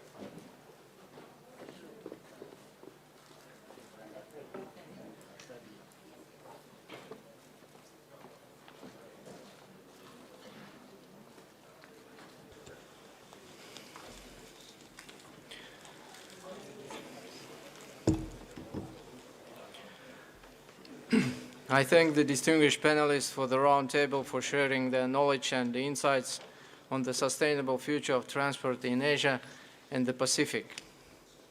Distinguished delegates, this concludes the morning session of the committee. We shall resume and conclude the deliberations for agenda item 2 and proceed to agenda item 3 in the afternoon session. I request that all delegations return to this room by 2 p.m. Bangkok time sharp so that we can start our afternoon session on time. 2 p.m. Yeah. I understand that the Secretariat has some announcements to make. I give the floor to Mr. Ren, please. Thank you, Ms. Chair. Distinguished delegates, I would like to invite you to join the side event, Sustainable Mobility for Asia and Pacific, Road Safety Matters, jointly hosted by ESCAP, the UN Secretary General's Special Envoy for Road Safety, and the UN Road Safety Fund. The opening of the exhibition will take place in front of the conference room 1 immediately after this opening session. Light refreshment will also be provided. You are all very welcome to join this side event. Thank you. Thank you, Mr. Ren. The meeting is adjourned.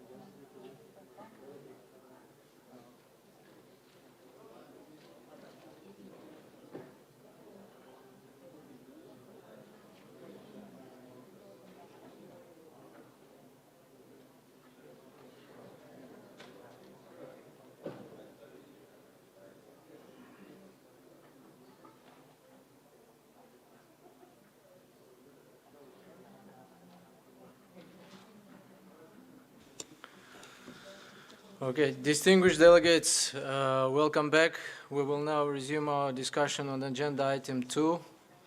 Please refer to the document ESCAP/CTR/2022/1 entitled Review of the Implementation of the Regional Action Program for Sustainable Transport Development in Asia and the Pacific, and document ESCAP/CTR/2022/1 activities implemented under the Regional Action Program for Sustainable Transport Connectivity in Asia and the Pacific 2022-2026.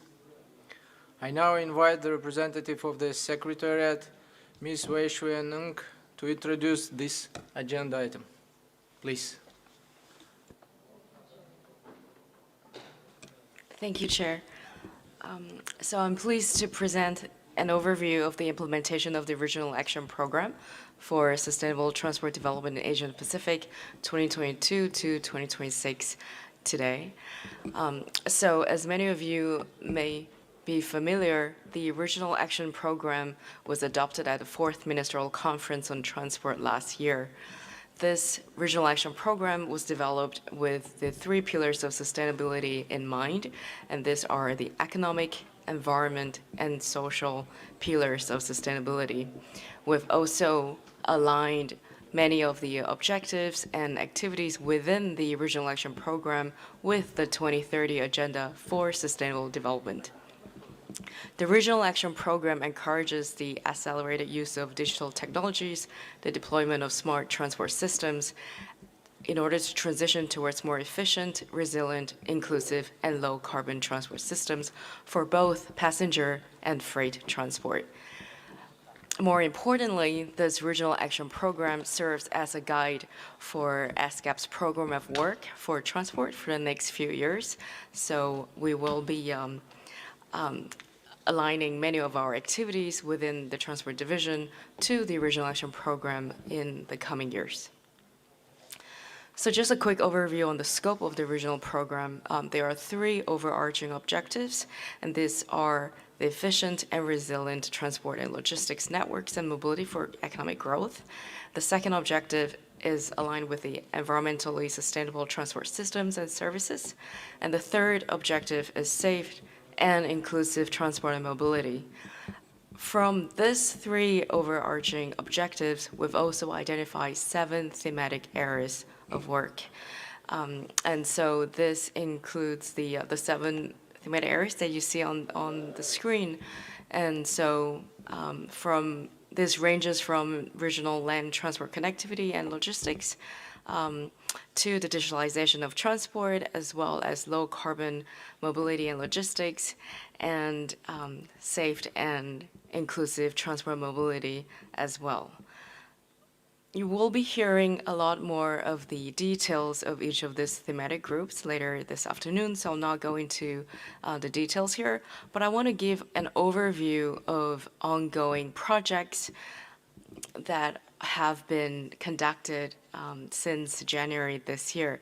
So the adoption of the Regional Action Program only took place last December, so we're in fact only in our first year of implementation.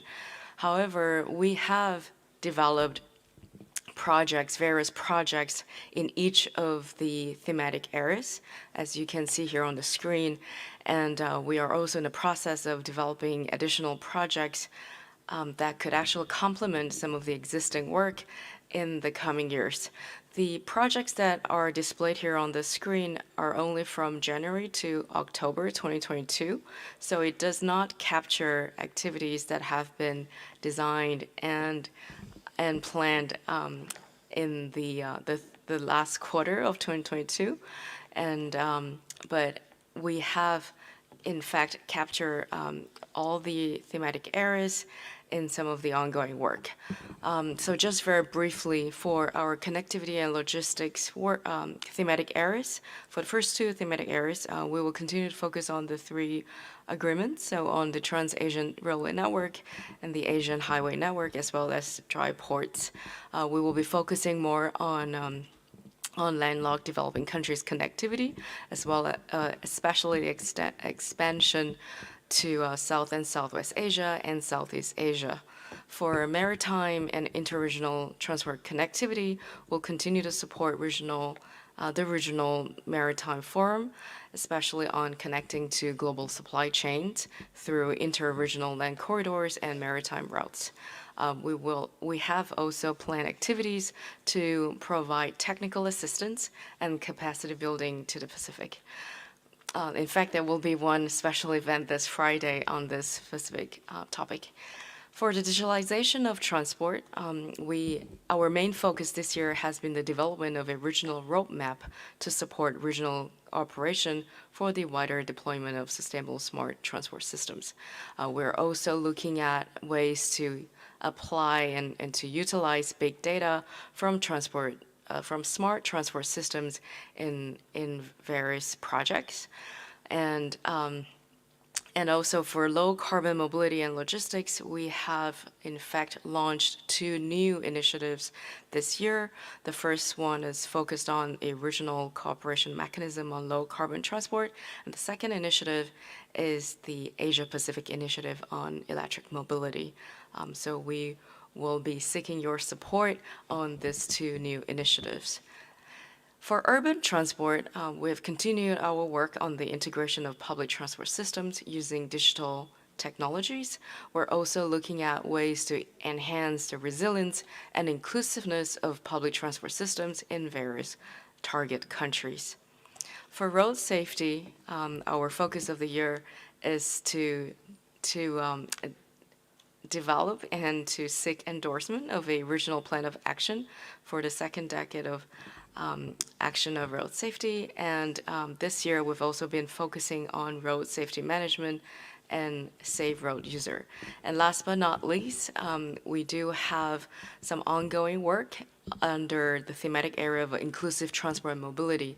This specific thematic area is in fact a relatively new area, but we are looking at different ways to enhance social inclusion and innovations in urban transport, working with 4 target countries, and also at the same time examining ways to improve the digital and transport connectivity for rural areas. So this is a very brief overview of some of our ongoing activities that are aligned with the Regional Action Program, and you'll be hearing more details later this afternoon on each of these thematic areas.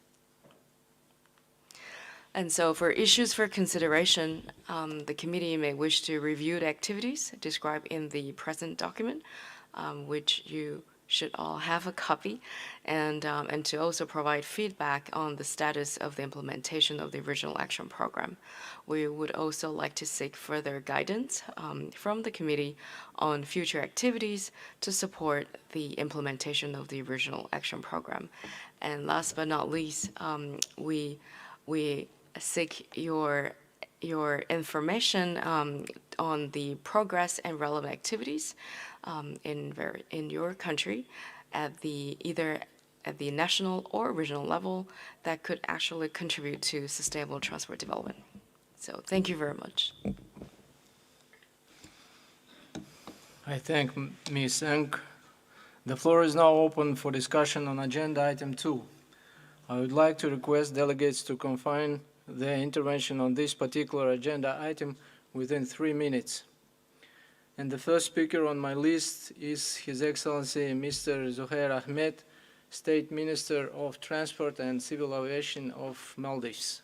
Please, sir, floor is yours.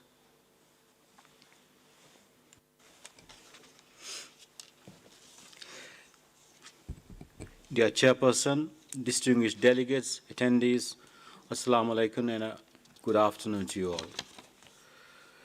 This meeting is a very encouraging event which the Maldives welcomes in full force.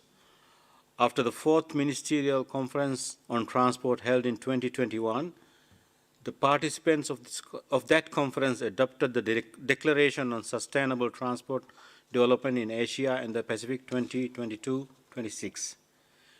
Today, we are here to review its implementation and raise issues which all countries would like to highlight.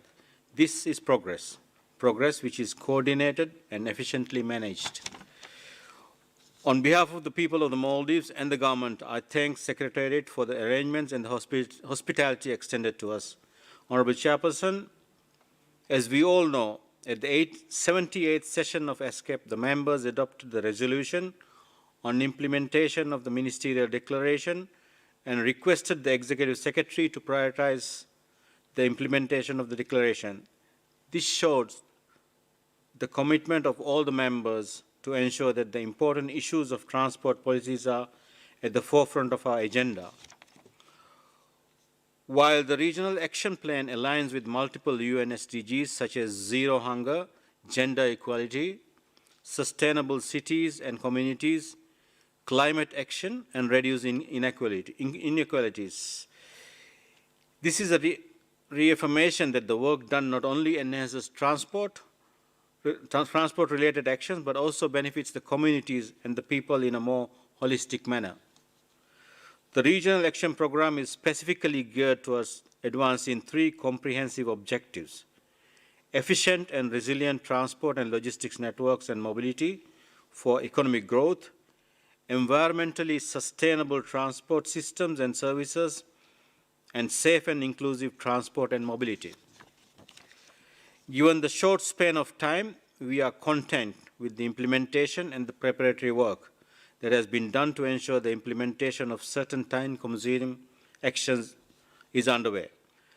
The Secretariat has provided for systematic and regular exchanges of best practices and experiences between the members, and also allowed for resources to be mobilized for strategic partnership, including funds, capital, and human resource capacity enhancement. As I close, I would like to pledge the full commitment of the Maldives to the issues at hand in providing support to regional partners and ensure that the ministerial declaration is implemented to its full capacity to maximize the impact and achieve the outcomes agreed. Thank you. I thank distinguished State Minister of Maldives, and next I call upon the distinguished delegate from Sri Lanka to take the floor. Please, floor is yours.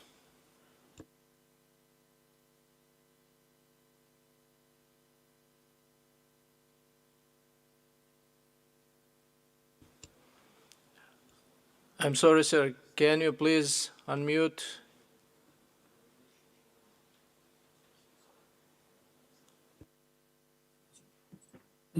Yes. Yeah. Good afternoon, Excellencies, distinguished delegates, the ladies and gentlemen. My name is Dialvis, serving for the Ministry of Transport and Highways in Sri Lanka at the capacity of Additional Secretary. Here we have 5 delegates virtually connected to this great event. It is a great privilege and honor for me to convey the thoughts of Sri Lanka delegation on behalf of the government of Sri Lanka at the 7th Committee of Transport of the ESCAP. The importance of this conference to Sri Lanka is immense at this juncture in the time of great resilience by fellow countrymen and the policymakers alike. Promoting economic and social development through regional cooperation and integration is indeed a great opportunity for a better tomorrow.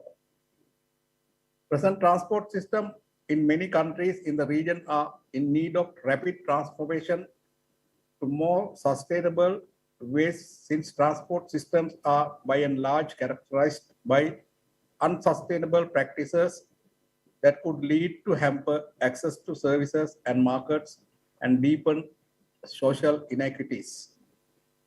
Having said that, let me briefly navigate you through the progress of Sri Lanka in relation to the Regional Action Programme. First, National Transport Policy for Sri Lanka has been reviewed to incorporate outcome-based mobility demand fulfillment. Preparation of strategic transport action plan is being discussed to avoid ad hoc policy implementation. It is observed that implicit transport policy recommendations are creating deep-rooted malaise. Then being a country with the highest level of access road density, International Road Safety Assessment Program, commonly referred to as IRAP, is underway in the form of structured road audit for the purpose of improving quality standards of national highway grid. The expressway network was on track with the completion of Southern Expressway with the direct access to Katnayaka International Airport and to the city of Colombo and Colombo Port. Central Expressway is being partly completed due to the recent economic crisis. Realizing the commitment to have a sustainable transport system in Sri Lanka with a minimum emission status to combat air pollution, to address the traffic congestion, and to deliver outstanding road safety practices, it should be highlighted here that the first recent collaboration with ESCAP produced the report for sustainable freight transport for Sri Lanka, aiming on enhancing shift towards sustainable freight transport. Indeed, in fact, recommendations that are put forward in the report will be institutionalized as appropriate.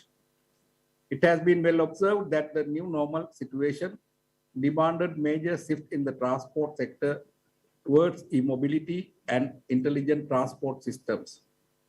Therefore, introducing e-mobility and promoting non-motorized transport modes are of actual concerns at the highest level of policy administration. Paradoxically, the UN New Development Order creates a conducive environment for the governments to establish systems and infrastructures that brings inalienable three dimensions of development together, namely social, economic, and environment, in a sustainable manner. The policy stand is up to stay on the development of missing link in railways to connect ports and possible dry port stations, construction of multimodal transport hubs with transport regulatory policy is yet another action undertaken to improve the rail connectivity in a sustainable manner, all of which pave the way for achieving overarching objectives of regional action program. Preparation of road safety action plan based on the 5-pillar approach of the World Health Organization, together with Sri Lanka Accident Data Management System that operate by Sri Lanka Police, is a considerable movement towards having an explicit transport policy implementation in the country. Excellencies, ladies and gentlemen, Sri Lanka has been keen on introducing efficient, clean, reliable, affordable, and accessible transport systems that connects economic centers in the country and pave the way for linking regional centers, as set out in the regional agreements. Our shared future will depend on environmentally friendly, energy efficient, inclusive, safe, and sustainable transport systems. Key challenges that might come across along the way could not easily be ignored. Investment attraction, institutional capacity development in terms of physical and human resources, policy and regulatory instrument formulation, integrating transport and environment, and more importantly, communicating the perceived benefits to the general public so that influencing their choices on sustainable transport systems could be real issues to be dealt with. Excellencies, ladies and gentlemen, having presented the progress and commitment by Sri Lanka with all the good wishes, let me conclude my presentation. Thank you. I thank distinguished delegate from Sri Lanka, and now I give the floor to the distinguished delegate of Japan. Madam, the floor is yours.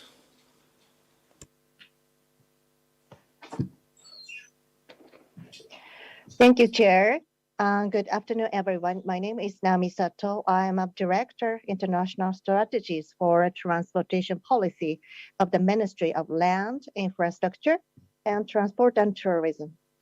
As a progress and feedback report on this regional action program for sustainable transport development in Asia and the Pacific, 2022-2026, I'd like to input on the initiatives being taken in Japan aligned with 4 thematic areas. The first one is regional land transport connectivity and logistics. International society is still in the midst of recovering from the COVID-19 pandemic, and we are aware that people are wishing for steady realization of sustainable, better recovery with an eye toward the post-COVID-19 future. In the Asia-Pacific region as well, we understand that people will seek expanded and improved efficiency in public transportation and sustainable transportation achieved through inclusivity and diversity. Japan is using experience gained from overcoming natural disasters, which are becoming increasingly frequent and severe day by day. More recently, it has been addressing issues that have become newly apparent, such as deterioration of infrastructure systems. Japan intends to put efforts into cooperation issues such as knowledge sharing and capacity building from the perspective of future operations and maintenance, not simply preparing transportation infrastructure. The second one is digitalization of transport.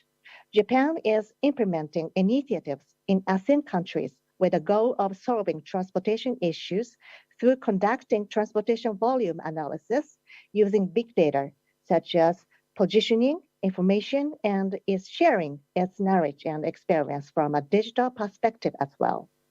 The third one is road safety. Under the ASEAN-Japan Transport Partnership, Japan is implementing initiatives related to road transport safety. In 2021, we focused on initiatives related to transport safety, education, and distributing driver's licenses. And we have recently compiled a road transport safety collaborative report. As part of transport safety education for children, Japan is sharing the knowledge gained from its experience of reducing the number of traffic accident-related deaths to a quarter of 1970s values, such as using psychology skills to introduce Japanese transport safety education programs according to the development of children. The last one is inclusive transportation and mobility. Japan is also promoting initiatives to achieve a barrier-free and seamless mobility experiences for those who are hesitant to travel, such as elderly or disabled persons, including demonstration tests of how multiple transport operators and modes of transportation, including trains, planes, and taxis, can be connected through mobility as a service, which is called MARS. For ASEAN countries, we have formulated and will share a manual of guidelines for maintaining smooth transportation based on Japanese public transport at travel facilities, and also implementing initiatives to support the creation of policy reports in each country with the goal of contributing to the progress of making public transportation barrier-free. At last, I'd like to say that we will continue to contribute to the Regional Action Program towards Sustainable Transport Development in Asia and the Pacific from now on. Thank you very much. Thank you very much, distinguished delegate from Japan. Next, I call upon the distinguished delegate from China to take the floor. Please, the floor is yours. 谢谢主席先生，大家好。首先祝贺主席先生，您作为 ESCAP 第7届交通委员会的主席，十分高兴能够视频参加 ESCAP 第7届交通管理委员会的会议。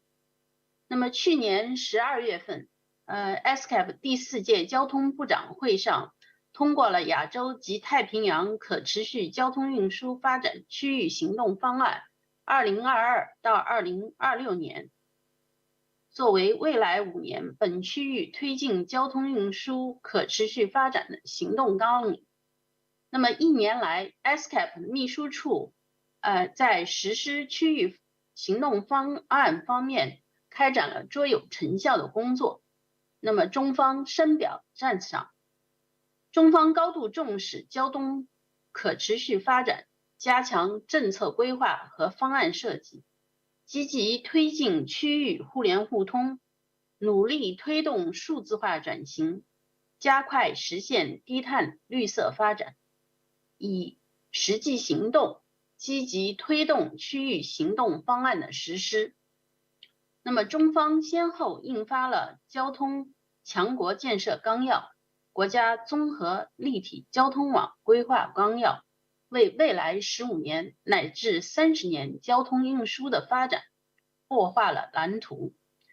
2022年以来，中方又陆续发布了一系列交通政策性文件，提出完善交通网络布局，优化交通运输结构，增强交通运输绿色转型功能，推进国际通道建设等各项任务，鼓励开展多式联运，大力推进交通数字化建设，提升新能源车辆运行效率和安全水平，推进交通运输新业态规范健康发展，进一步完善道路交通安全基础设施，实施城市公交优先发展战略，倡导公共交通引领城市发展模式，在全国109个城市开展绿色出行行动，提升适老化无障碍出行服务，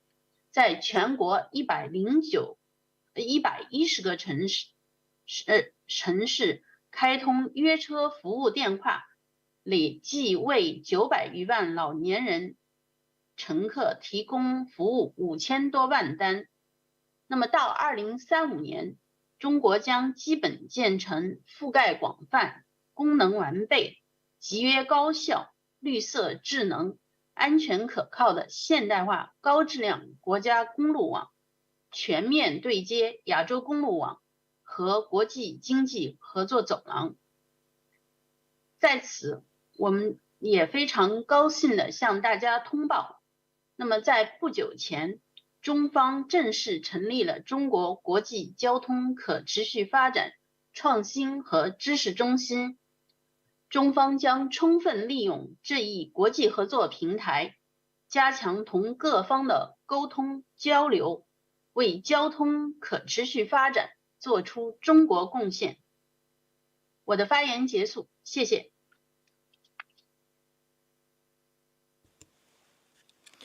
I thank distinguished delegate from China. And the next speaker in my list, the distinguished delegate from Russian Federation. Please, the floor is yours. Спасибо большое, господин председатель. Приветствуем коллег. Российская Федерация положительно оценивает деятельность секретариата ESCAP в 2022 году по выполнению мероприятий, запланированных в региональной программе действий по развитию устойчивого транспорта в Азиатско-Тихоокеанском регионе на 2022-2026 годы. Мы высоко оцениваем сам документ, отвечающий вызовам и тенденциям нашего времени. С удовлетворением отмечаем подготовленные по итогам проектов техсодействия руководство по согласованию национального законодательства о мультимодальных перевозках в Азиатско-Тихоокеанском регионе и рекомендации по внедрению высоко и полностью автоматизированных транспортных средств в дорожном движении по сети азиатских автомобильных дорог. Признательны ESCAP за усилия по подготовке и проведению тематических совещаний по низкоэмиссионной мобильности и цифровой трансформации железнодорожного и мультимодального транспорта.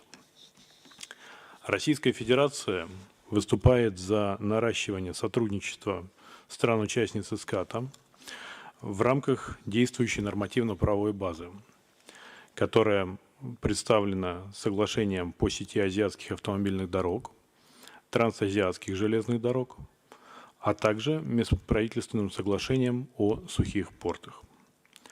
Ожидаем, что в следующем году в ходе заседания рабочих групп по выполнению упомянутых соглашений состоится эффективный обмен мнениями по актуальным вопросам развития перевозок и дальнейшее наращивание потенциала указанных принятых документов. Высокая оценка потенциала и возможностей организации выражаются в проводимых 6 проектах техсодействия по актуальным вопросам развития транспорта, проводимых за счет добровольного взноса Российской Федерации. По таким вопросам, как цифровизация железнодорожного и мультимодального транспорта, введение цифровых решений на городском транспорте, развитие автономного судовождения, повышение энергетической эффективности грузовых перевозок. Укреплению транспортной связуемости в Азиатско-Тихоокеанском регионе, развитию торгово-экономических связей между нашими странами будет способствовать реализация межправительственного соглашения о международных автомобильных перевозках по сети азиатских автомобильных дорог. Потенциал ESCAP позволяет более эффективно организовывать взаимодействие стран-участниц соглашения по вопросам, связанным с его практическим выполнением.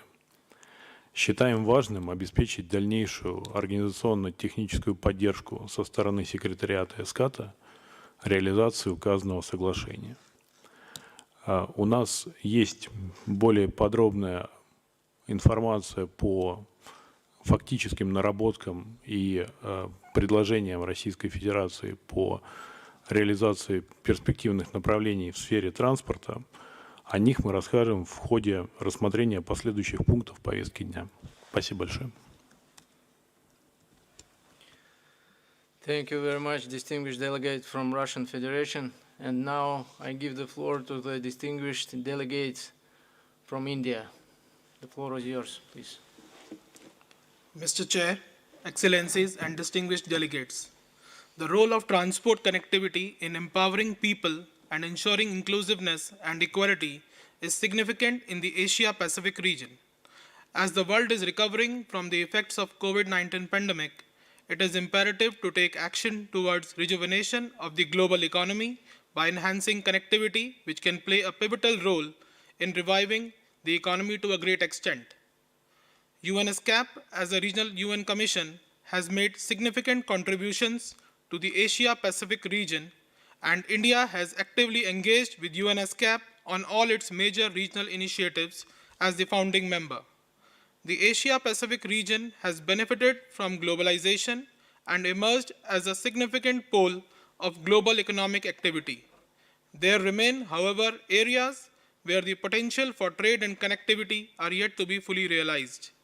India is fully committed to achieving the 2030 Agenda for Sustainable Development and is an active partner in discussions contributing to the development agenda and sustainable development goals in the ESCAP. To improve efficiency and reduce cost in the logistics sector, Government of India has taken several initiatives to boost economic growth, improve exports, generate employment, and ensure environmental sustainability. An overarching framework is being developed for the logistics sector that will aim at creating a convergence of data, information, research, good practices, etc. Government of India has introduced a national master plan for multimodal connectivity called Prime Minister Gati Shakti, which is essentially a digital platform to bring 16 ministries, including railways and roadways, together for integrated planning and coordinated implementation of the infrastructure connectivity projects. The multimodal connectivity will provide integrated and seamless connectivity for movement of people, goods, and services from one mode of transport to another. It will also facilitate the last mile connectivity of infrastructure and also reduce travel time for people. Government of India is encouraging innovative ways of financing and faster implementation for building metro systems of appropriate type at scale in the country. Multimodal connectivity between mass urban transport and railway stations is being facilitated on priority. Designs of metro systems, including civil structures, are being reoriented and standardized for Indian conditions and needs. Several initiatives have been taken by the Government of India to promote awareness about the various aspects of road safety as well as the social and economic implications of road accidents. This includes working towards creation of road safety information database, ensure safety of vehicles, safer road infrastructure, safer drivers, road traffic safety education and training. The Indian Railways has adopted digitalization in all aspects of its functions, which include passenger data systems, passenger car factory mechanization, predictive maintenance, train signals, ground control systems, procurement, and unreserved ticketing methods. Real-time train information system is being used by the Indian Railways for computerized chart preparation and passenger train data. India reiterates its strong support to regional cooperation for shared, inclusive, and sustainable transport development and connectivity in the Asia-Pacific region. I sincerely hope that discussions in this forum will lead to innovative ideas and practical solutions in prioritizing our future course of action. Thank you, Chair. I thank distinguished delegate from India. Next, I call upon the distinguished delegate from Thailand to take the floor. Thank you, Mr. Chair. The 7 transport thematic area as outlined in the Regional Action Plan for Sustainable Transport Development in Asia and the Pacific 2022 to 2026 are considered to be in line with the 20 years Thailand Transport System Development Strategy from 2018 to 2037.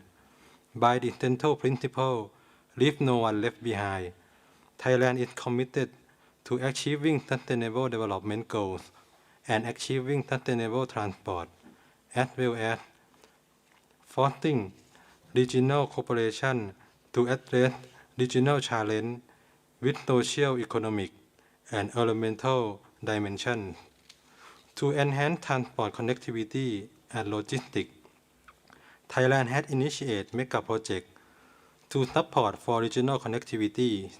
The MRMAP project, which integrates between motorways and double-track railway system, has been introduced, along with a new initiative called Southern Land Bridge, which is strategically linked between the Pacific and Indian Ocean. This project would ensure time and cost-effective travel while also contributing to improvement of Thailand and regional logistic network.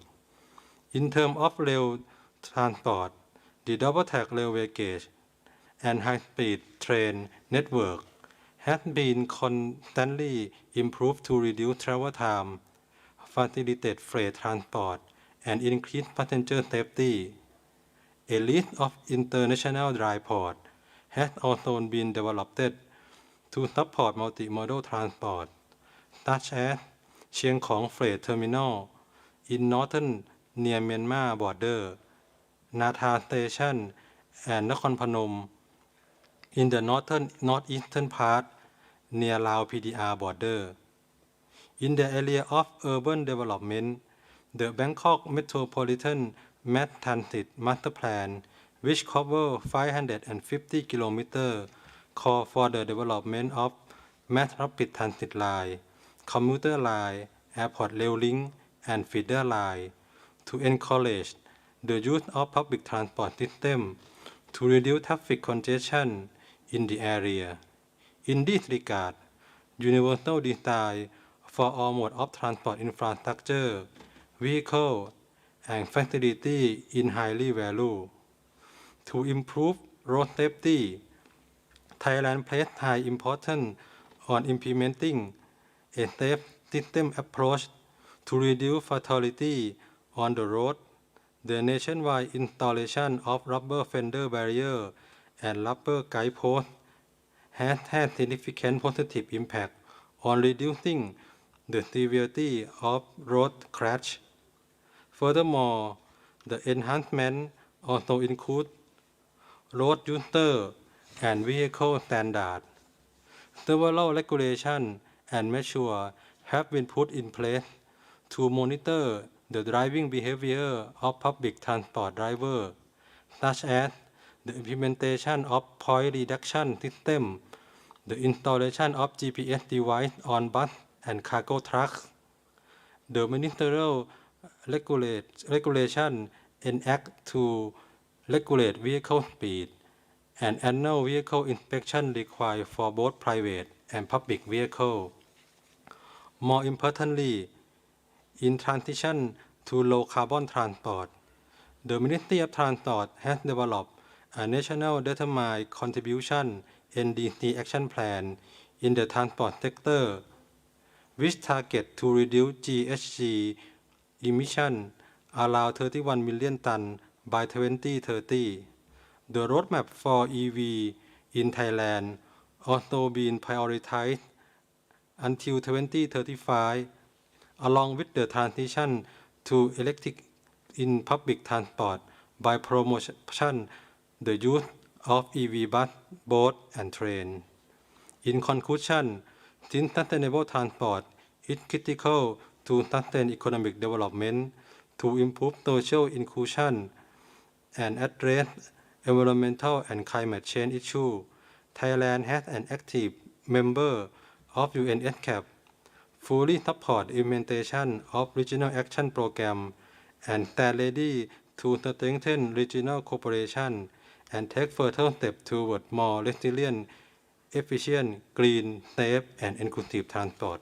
Thank you. I thank distinguished delegate from Thailand, and now I give the floor to the distinguished representative of the delegation of Uzbekistan. The floor is yours.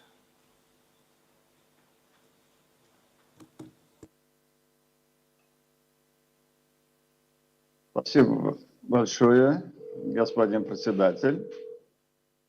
Я начальник управления Министерства инвестиций и внешней торговли Абдулла Хашимов. Рад принять участие. И по поручению нашего министра передаю искренние пожелания успешной работы нашей конференции. Мы в Узбекистане с большим вниманием встретили материалы обзор реализации программы, подготовленные секретариатом ИСКАТа и транспортным департаментом. Мы полностью поддерживаем выводы и предложения, которые содержатся в этом документе, особенно по 15 основным направлениям региональной программы действий и по 3 ключевым приоритетам развития транспорта, логистики и связуемости. В этой связи позвольте мне сказать, что за истекший период нам удалось в Узбекистане провести полевую экспедицию в Афганистане и определить основную трассу пролегания будущей железной дороги Термез, Мазар-и-Шариф, Кабул, Пешавар с выходом в Карачи. При содействии транспортного департамента ИСКАТа нам также удалось запустить новый проект создания мультимодального транспортного коридора, который свяжет Центральную Азию с Индией через порт Чабахар. Мы также активно работаем по развитию грузовых перевозок по маршруту восточные порты Китая, Кыргызстан, Узбекистан и Туркменистан. По этому коридору продолжается осуществление контейнерных перевозок. При содействии ИСКАТа и Индии мы подготовили проект транспортного коридора между Узбекистаном и Казахстаном с выходом на регион Персидского залива.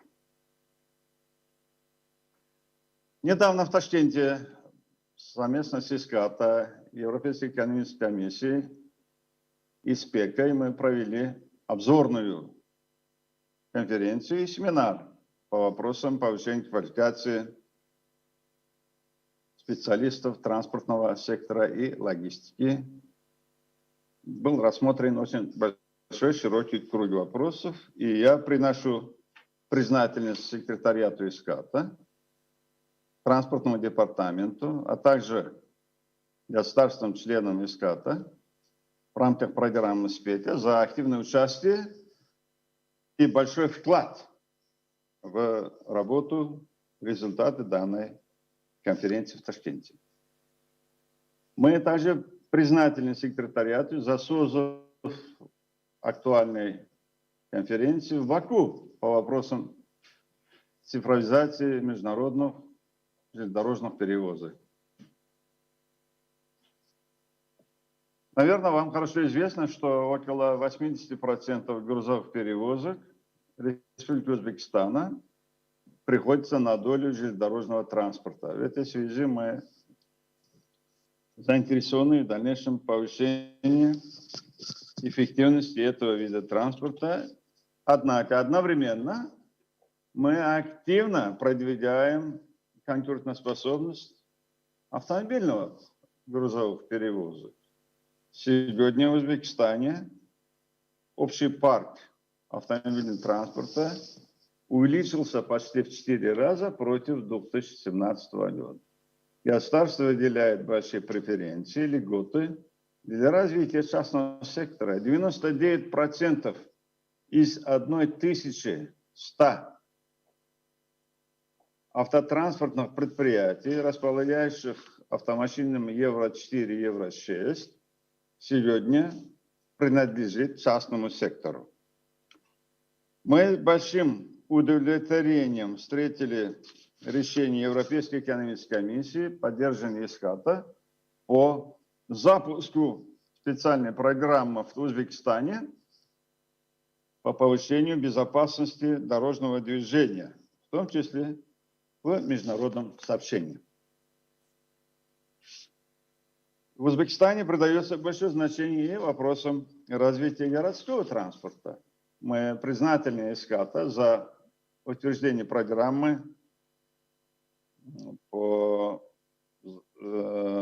созданию модели транспортной мобильности на примере города Бухары.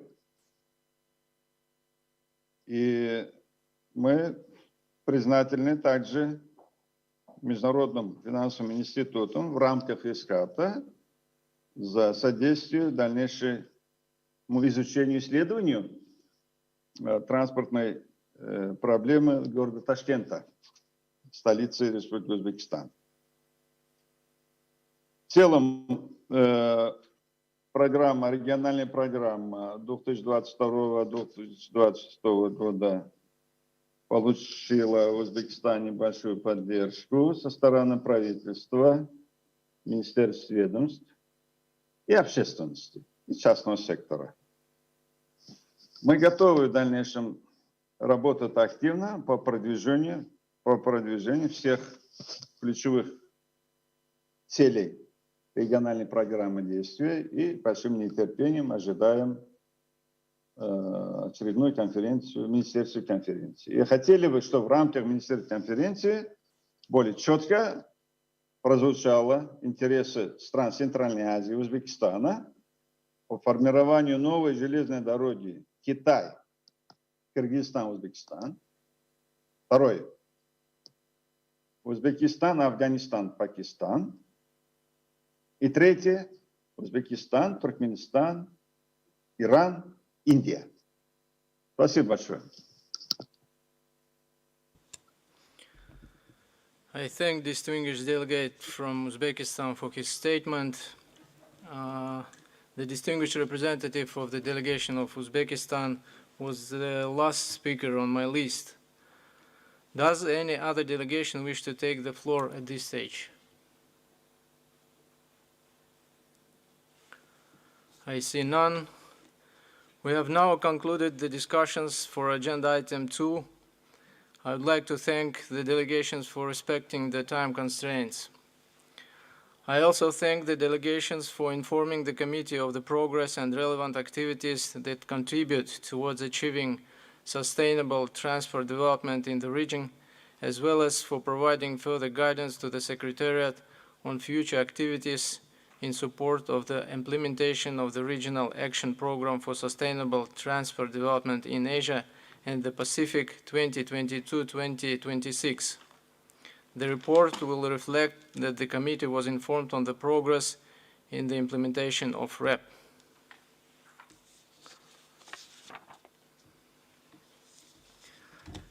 Distinguished delegates, let us now turn to Agenda 3, Major Issues in Transport, Subitem A, Efficient and Reliable Transport and Logistics Networks and Mobility for Economic Growth. This item has two documents, namely ESCAP/CTR 2022/2 and ESCAP/CTR/2022/3, which have been made available to you. The documents will be introduced by Ms. Ajar Jaimurzina Ducrest, Chief of Transport Connectivity and Logistics Section. I will then open the floor for interventions. Please. Madam, floor is yours. Thank you very much, dear Vice Chair.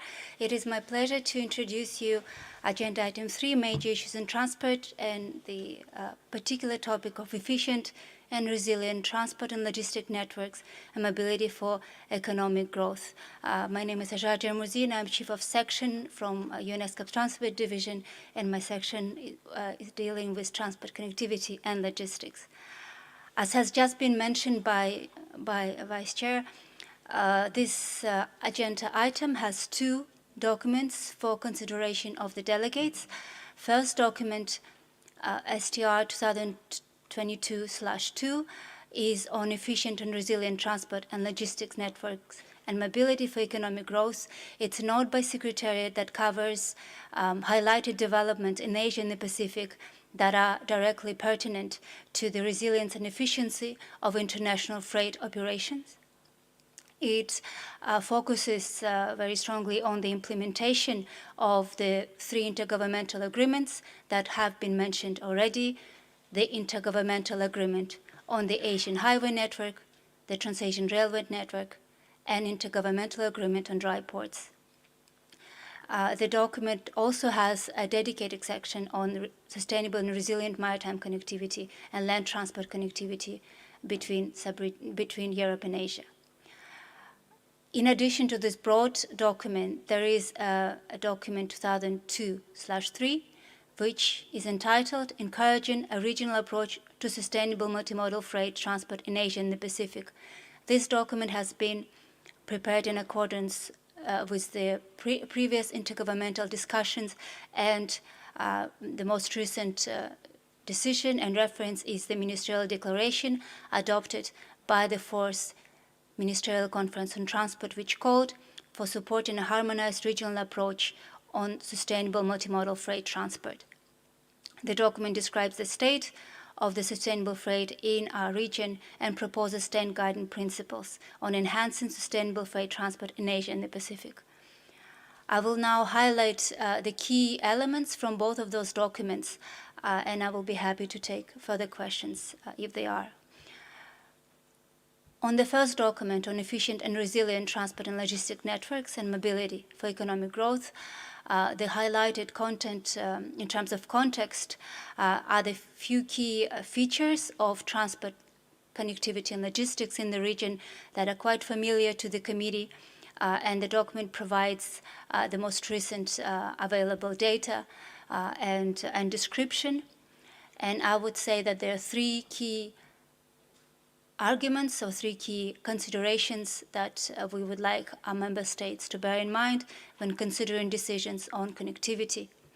First is that the connectivity levels, transport connectivity levels across the region it remains very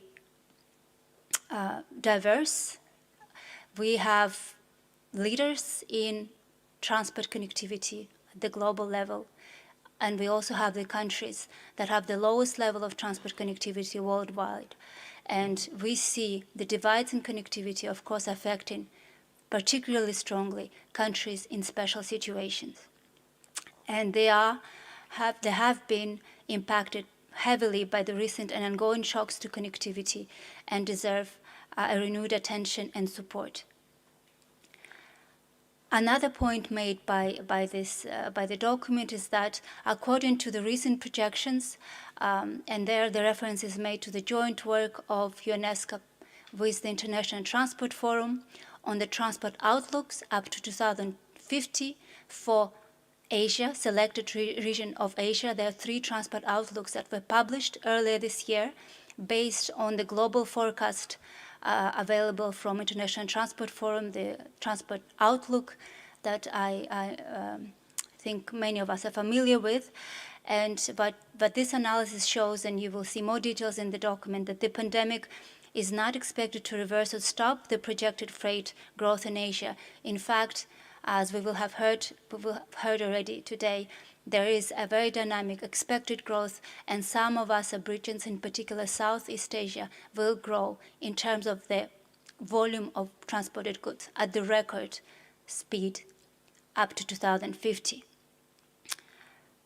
The correlation or the consequence of this consideration is that efficiency and resiliency of transport, in particular multimodal transport, is essential for meeting the current and future growth.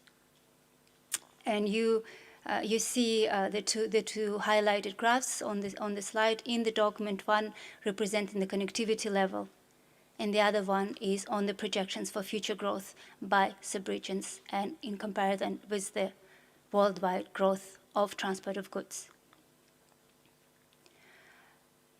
In terms of land connectivity and the implication for ESCAP and their member states, there are a few key considerations that are laid out in the document.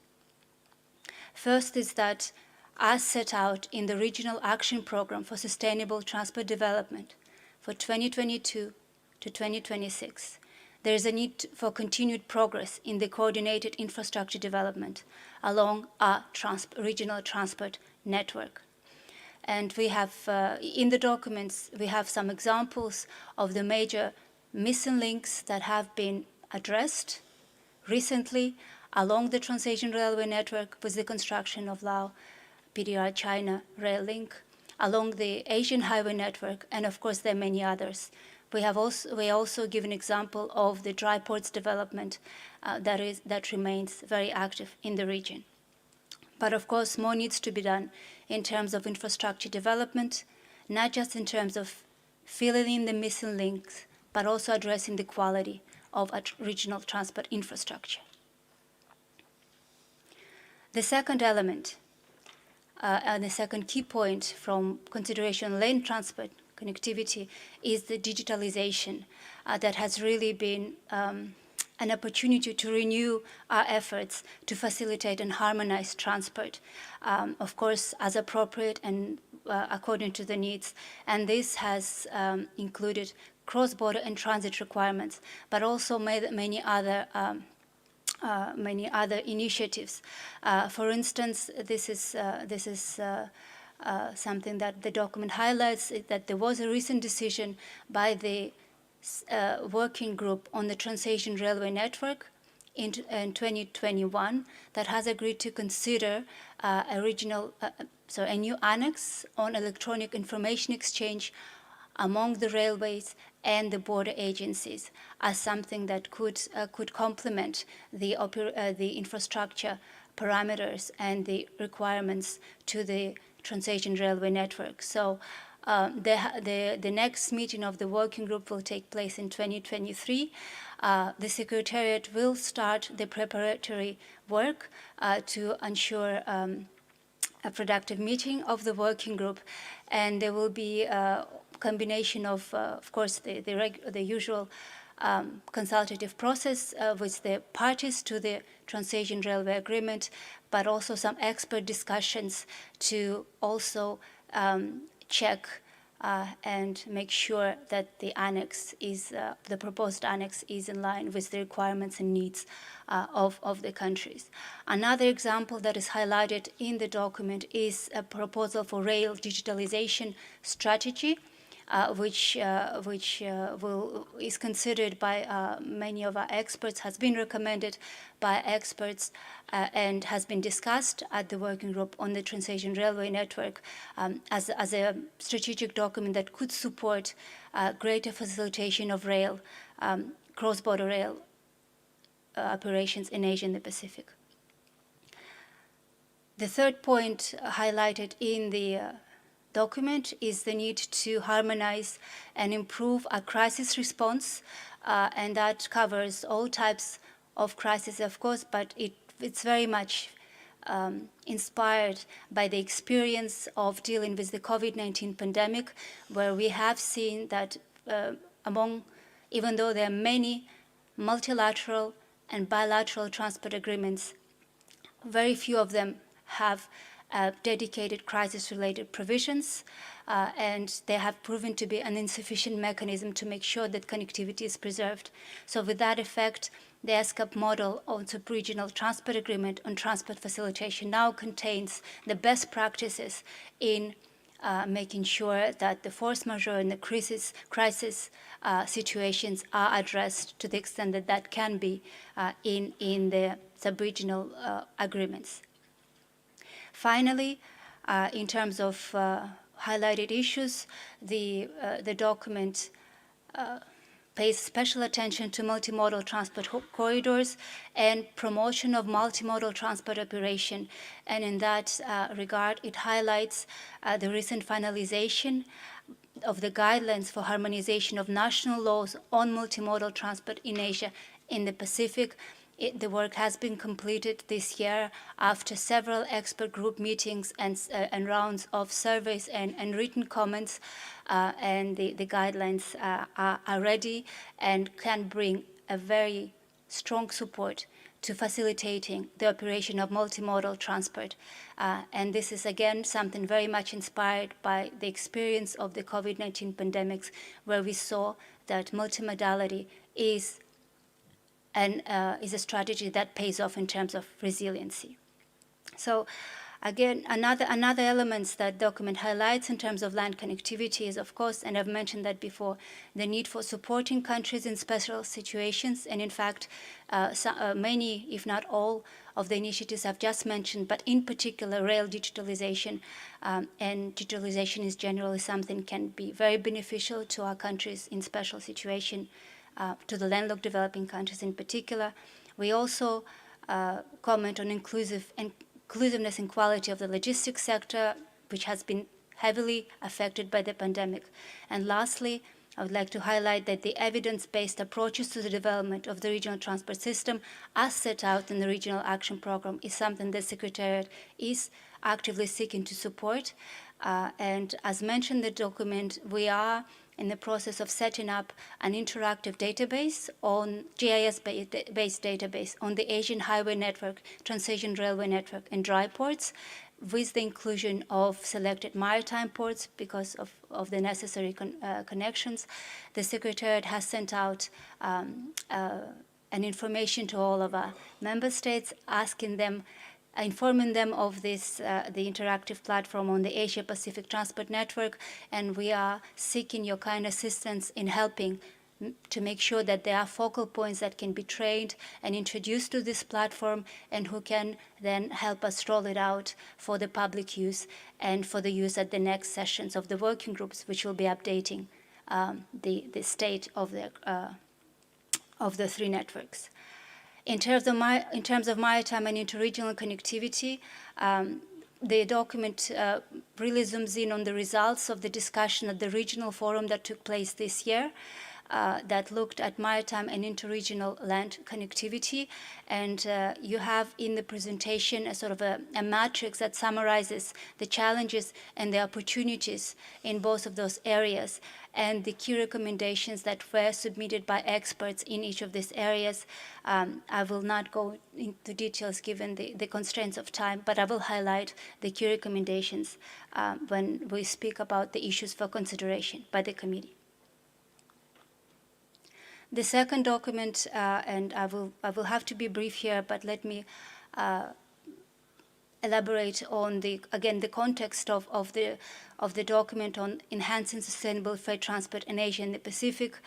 As I mentioned before, this is we're following up on the mandates and the requests expressed during the previous intergovernmental meetings, including the 6th session of Committee on Transport in 2020, the meetings of the working groups that have considered that as part of issues relevant to the operationalization of the regional transport network, and the ministerial declaration that I have mentioned before.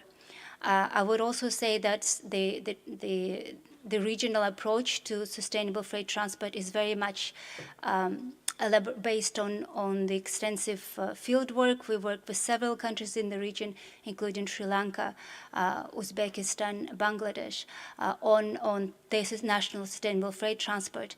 And we've held several regional meetings, including in August 2022, a regional meeting on the principles of sustainable freight. So what the document has for your consideration is 10 principles on sustainable, multimodal sustainable freight that are a document and let's say a visionary document. It's something that is there to help you advocate for transition to a more sustainable freight that can help you make the linkages between the national freight transport policies and the implementation of the Sustainable Development Goals.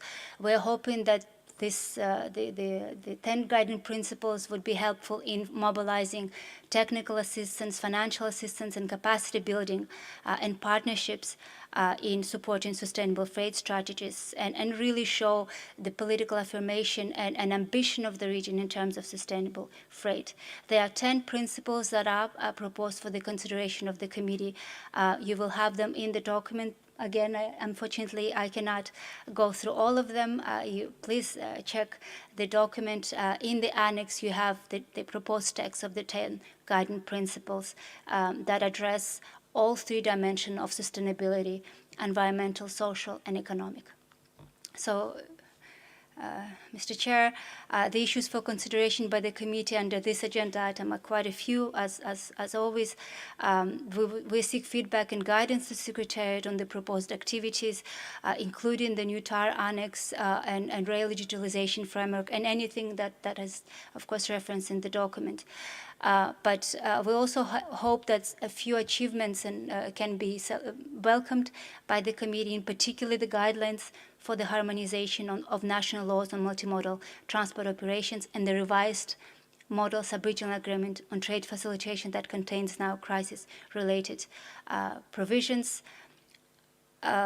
The new renewed support to countries in special situations is something that we hope that the country will also consider and think about very specific initiatives on how this could be done. We would like the committee to take special note and welcome the work on this interactive platform. This is something that we are, as a Secretariat, set up to facilitate your own work and the work on updating and further developing the 3 networks. But we cannot do that without close cooperation with the countries. It's a lot of information to verify and confirm. Of course, taking the conclusions, note of the conclusions on the maritime and land connectivity, including the proposal to create regional approach to green shipping corridors or support the initiative to develop land and multimodal transport corridors.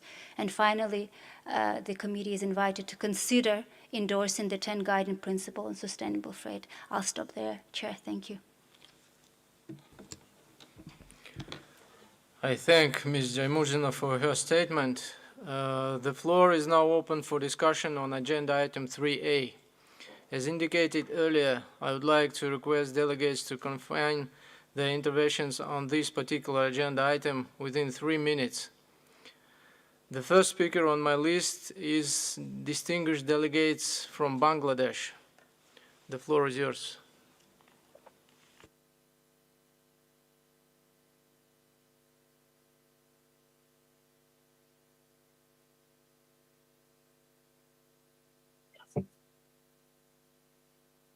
Mr. Chair, distinguished delegates, ladies and gentlemen, good afternoon. Thank you, Chair, for giving me the floor. Excellencies, Government of Bangladesh, under the leadership of our Honorable Prime Minister Sheikh Hasina, has been undertaking necessary steps with a fresh endeavor to reach upper middle income country status by 2031 and a high income country status by 2041. The transport and communication system are a vital physical infrastructure that are a prerequisite for Bangladesh's socio-economic development. Distinguished delegates, the government has been putting in place several acts, policy measures in recent years to address transport issues and develop the transport sector and institutions in the country. The government is implementing several development projects through medium and long-term plans to improve international and regional transport and logistics network by rehabilitating and developing major regional connectivity corridors. The government of Bangladesh has accorded the highest priority to regional connectivity in the development of transport networks, considering the need of and problem of the landlocked countries. Government has been relentlessly trying to improve the transport connectivity with neighboring countries through regional cooperation from such as SAC, SASEC, BBN, BMSTEC, and BCIM, and of course ESCAP. Substantial progress has been achieved in this regard by this time. Distinguished delegates, under the agreement of using Chattogram and Mangla Port for the transportation of Indian goods to landlocked states of Northeast India, 4 trial runs have been completed recently. Bangladesh and Bhutan also finalized transit agreement, which hopefully will be signed after necessary approval. Furthermore, it may be mentioned that BBN, Bangladesh, Bhutan, India, Nepal motor vehicle agreement was signed 15 June 2015 to regulate passenger, personal, and cargo vehicular traffic between BBN countries. The protocol regarding the operation of BBN MBA is underway. We expect that passenger and cargo protocol will be signed and the cost of the trade will be decreased and passenger movement will be smooth. Distinguished delegates, Bangladesh exceeded the Asian Highway Network on 8 November 2009. The 3 routes, Asian Highway 1, Asian Highway 2, and Asian Highway 41 of 1744 kilometers in Bangladesh are a part of the Asian Highway Network. Government has taken initiatives to upgrade all national highway, including Asian highway routes in Bangladesh, into 4 or more lane widths. 2 missing links along the Asian highway network inside Bangladesh have been completed by constructing Podda Bridge over the river Podda and Madhupuri River Bridge over the river Kanla. The work of corridor of Dhaka-Sylhet Highway, which is also part of the Asian Highway, BMSTEC, and SRAC Highway corridor, has been started recently to make a highway with 6 lanes with slow-moving vehicle. The government has made a massive move to upgrade the country's railway network. Bangladesh signed the Trans-Asian Railway Agreement in 2007. This agreement includes a requirement for the conversion of truck gauge in international trade corridor to broad gauge. The gauge conversion is essential for establishing regional connectivity with neighboring countries under TAR and other regional transport agreements. Furthermore, the Bangladesh government recently committed to converting its international trade corridor and existing national rail network to broad gauge to achieve inherent transport efficiencies.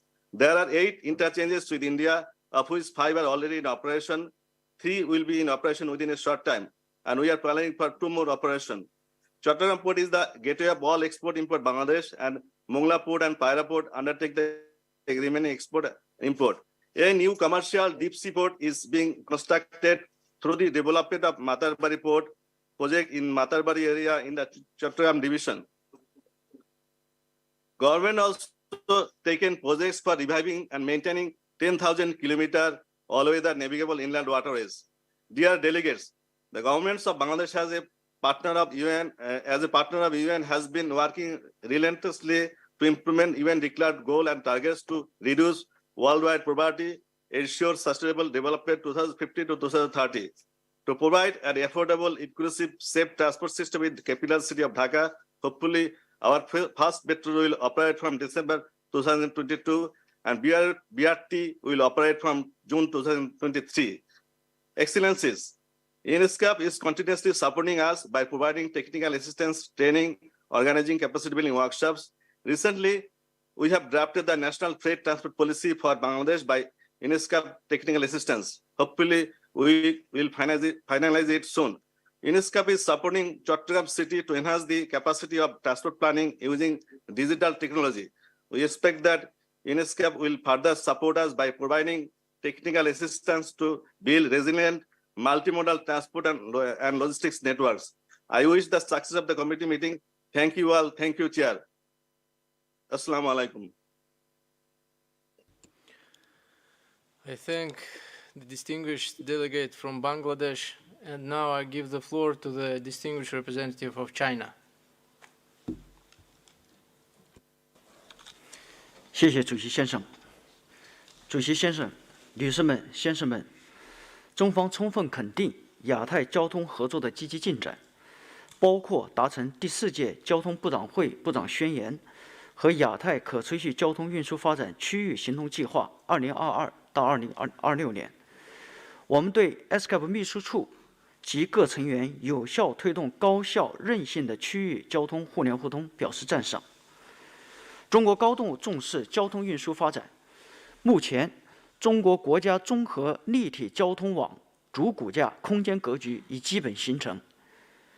截至2021年底，中国已建成25.1万公里线路，完成规划里程的86%。到本世纪中叶，中国将全面建成现代化、高质量构架综合立体交通网。中国积极推进数字化交通。中国联程联运一站式票务大幅提升了运输效率。2021年，高铁和城际铁路实现了电子客票全覆盖。中国智慧物流飞速发展。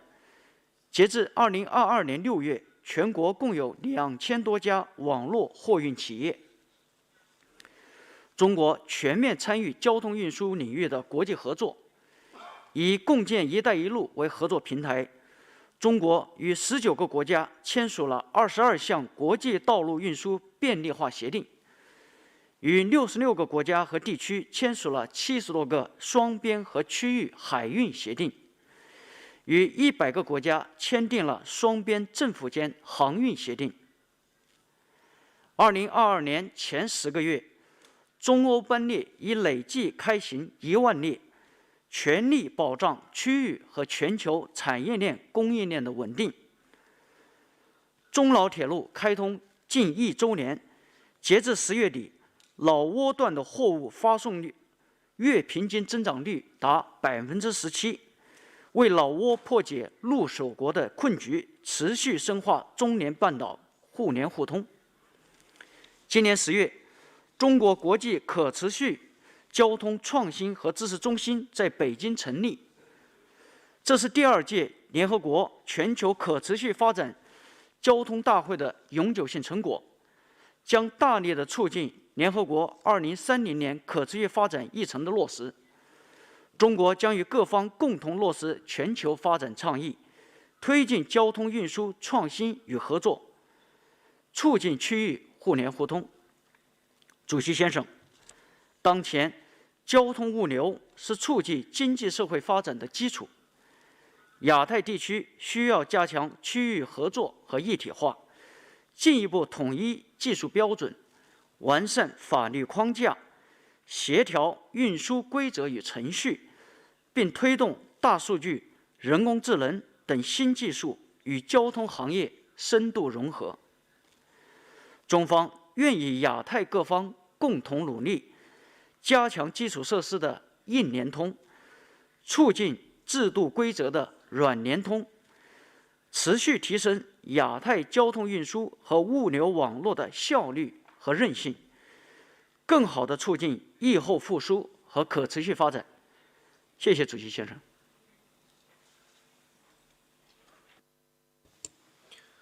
I thank distinguished delegate from China, and now I give the floor to the distinguished representative of the delegation of Lao PDR.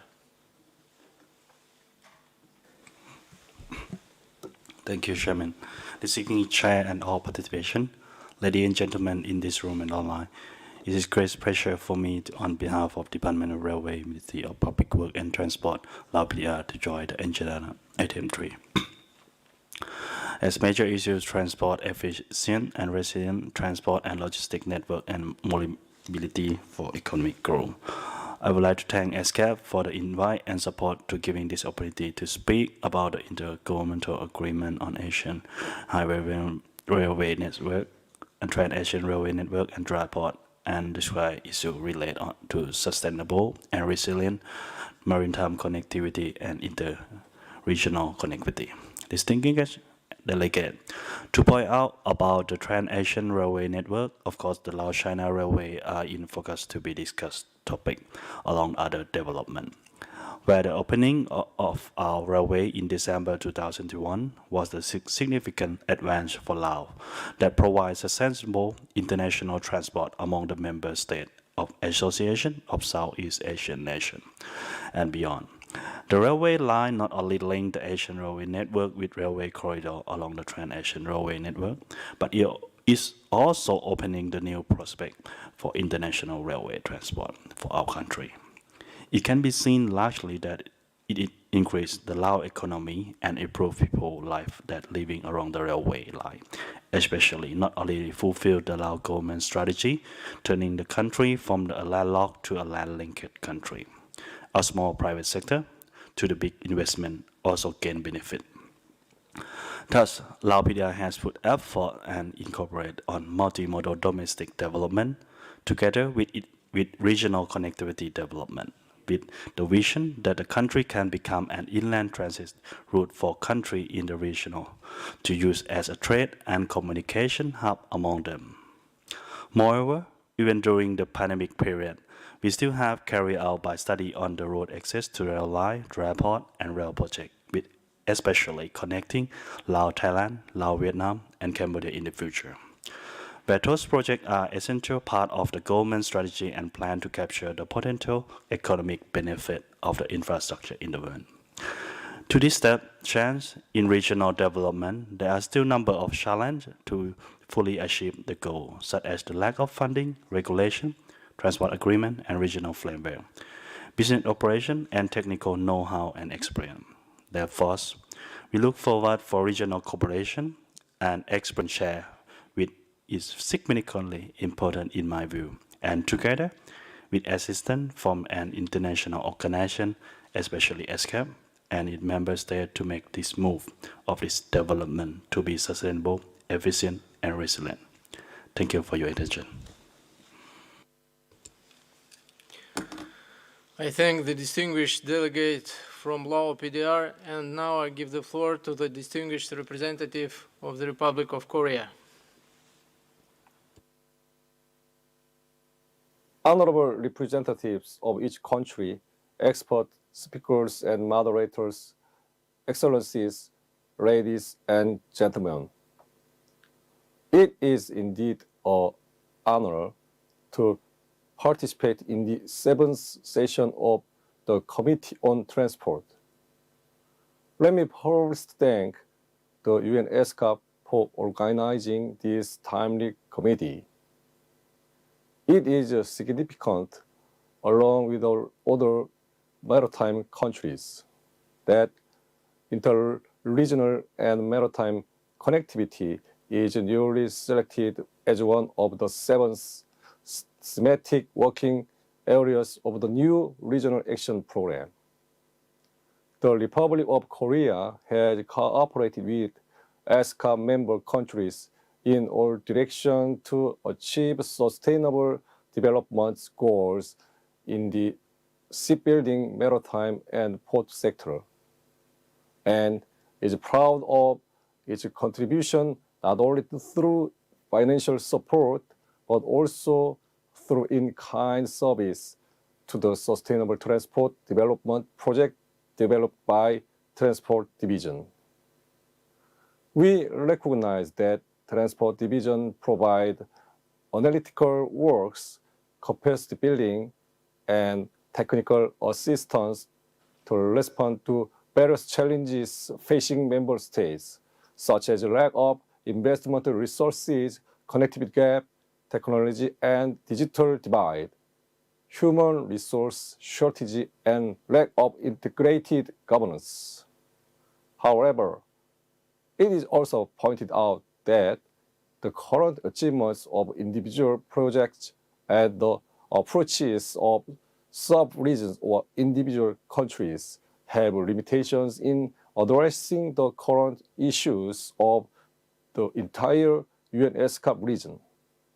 In this respect, Korea would like to request the Transport Division to review the formation of a maritime working group to establish a multimodal transport system that connects roads, railways, and ports, and to synthesize various ongoing discussions and dialogues. The Maritime Working Group is expected to be a forum for systematically addressing the current issues faced by most maritime countries, as well as small island developing states in the Pacific, and a well-connected multimodal transport system is expected to be beneficial to landlocked countries as well. Finally, I would like to reiterate the importance of strengthening sustainable maritime connectivity and express our readiness for close cooperation and partnerships to implement the new regional action program. Thank you. I thank distinguished delegates from Republic of Korea. And now I give the floor to the distinguished representative from Sri Lanka. The floor is yours.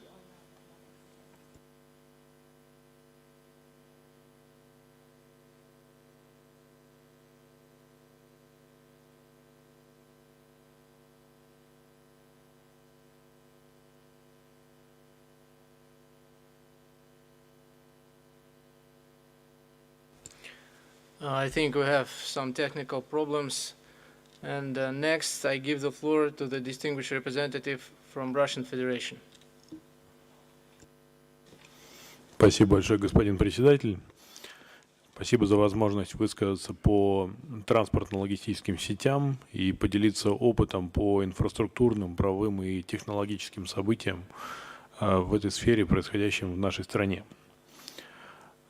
С учетом вызовов в сфере логистики, в этом году правительством Российской Федерации создан штаб по транспортно-логистическим коридорам, задачей которого является определение потенциала существующих коридоров и разработка необходимых мер и решений по их комплексному развитию, включая модернизацию инфраструктуры и формирование механизма управления, так, чтобы сформировать наиболее эффективные цепочки поставок.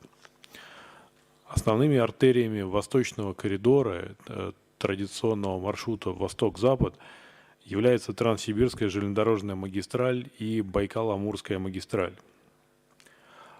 Постоянно наращиваем потенциал и возможности данных дорог.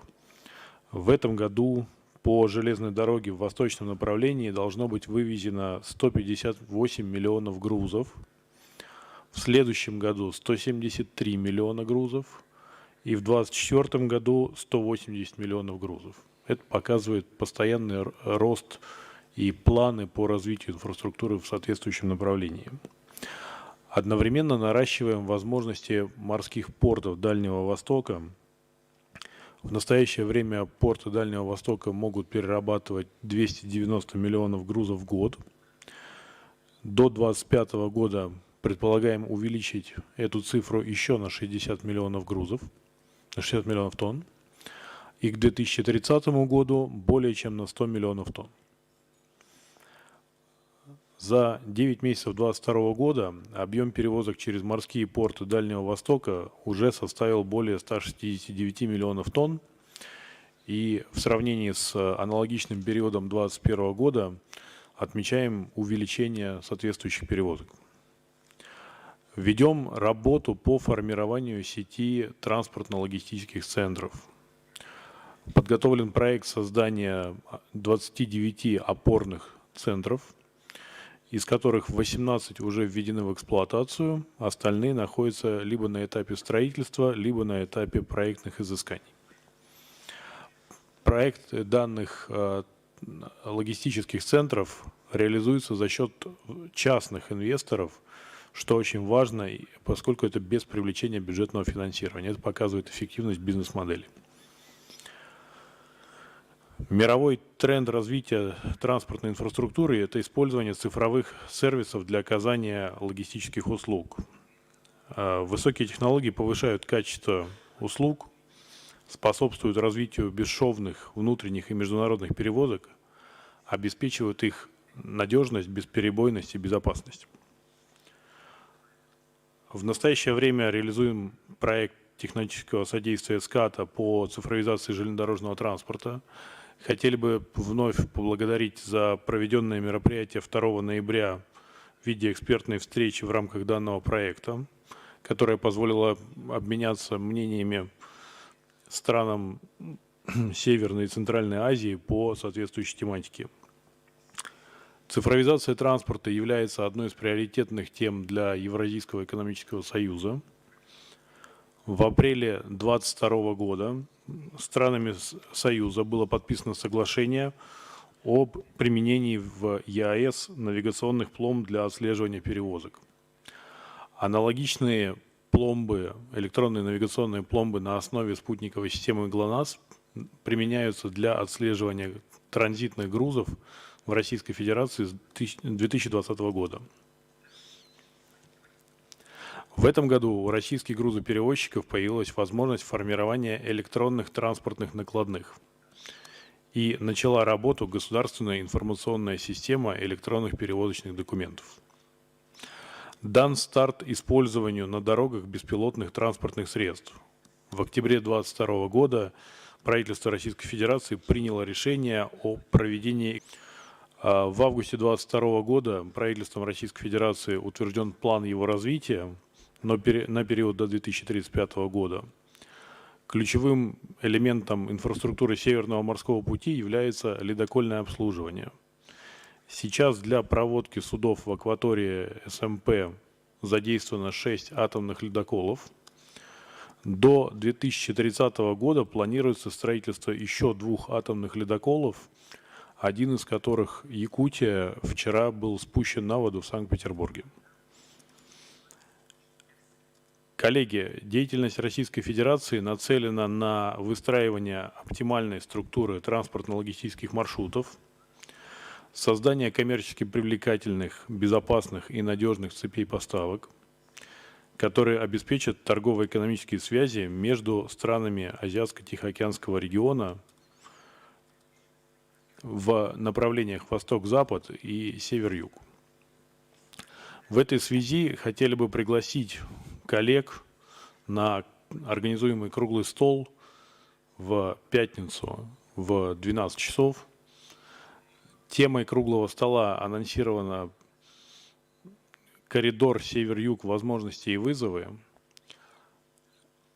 При этом приглашаем присоединиться не только непосредственных участников соглашения по коридору север-юг, но и стран региона в целом, поскольку уже даже сегодня несколько раз было упомянуто о более широком применении и более широких проектах связуемости севера и юга азиатского континента в рамках создания стабильных логистических цепочек. Приглашаем всех присоединиться и принять участие в указанном совещании, в указанном круглом столе.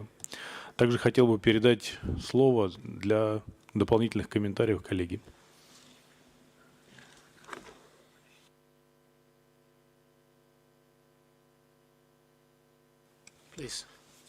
Спасибо, господин председатель. У меня будет одно короткое дополнение по конкретному вопросу.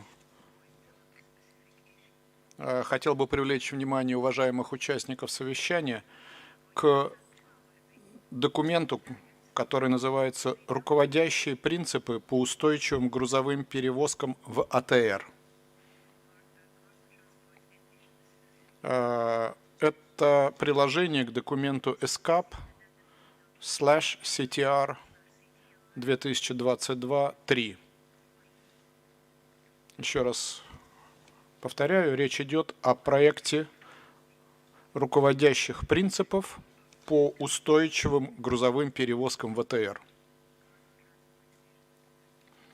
Мы знаем, что при содействии секретариата государствами-членами проделана полезная работа по разработке проекта документа, о котором я только что сказал. Этот рекомендательный документ, и он может стать практически значимым вкладом в обеспечение устойчивости мультимодальных грузовых транспортных перевозок и в укрепление транспортной связуемости в Азиатско-Тихоокеанском регионе.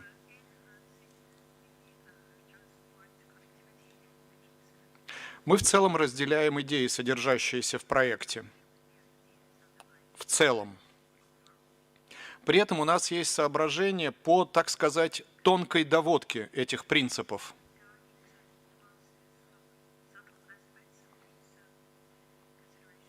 Эту работу, мы думаем, надо будет провести с опорой на консенсусные подходы, зафиксированные в документах профильных структур ООН и соответствующих международно-правовых инструментах.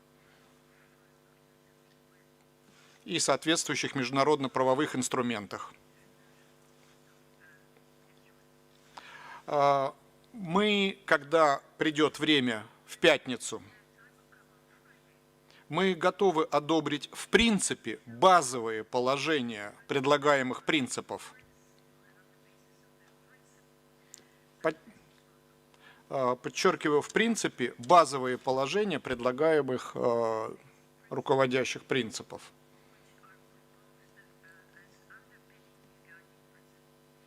При условии организации секретариатом процесса окончательной доработки документа в рамках консультаций государств-членов. Спасибо. I thank distinguished representatives from Russian Federation. I hope the Secretariat will make appropriate adjustments. And next speaker on my list is the distinguished representative from India.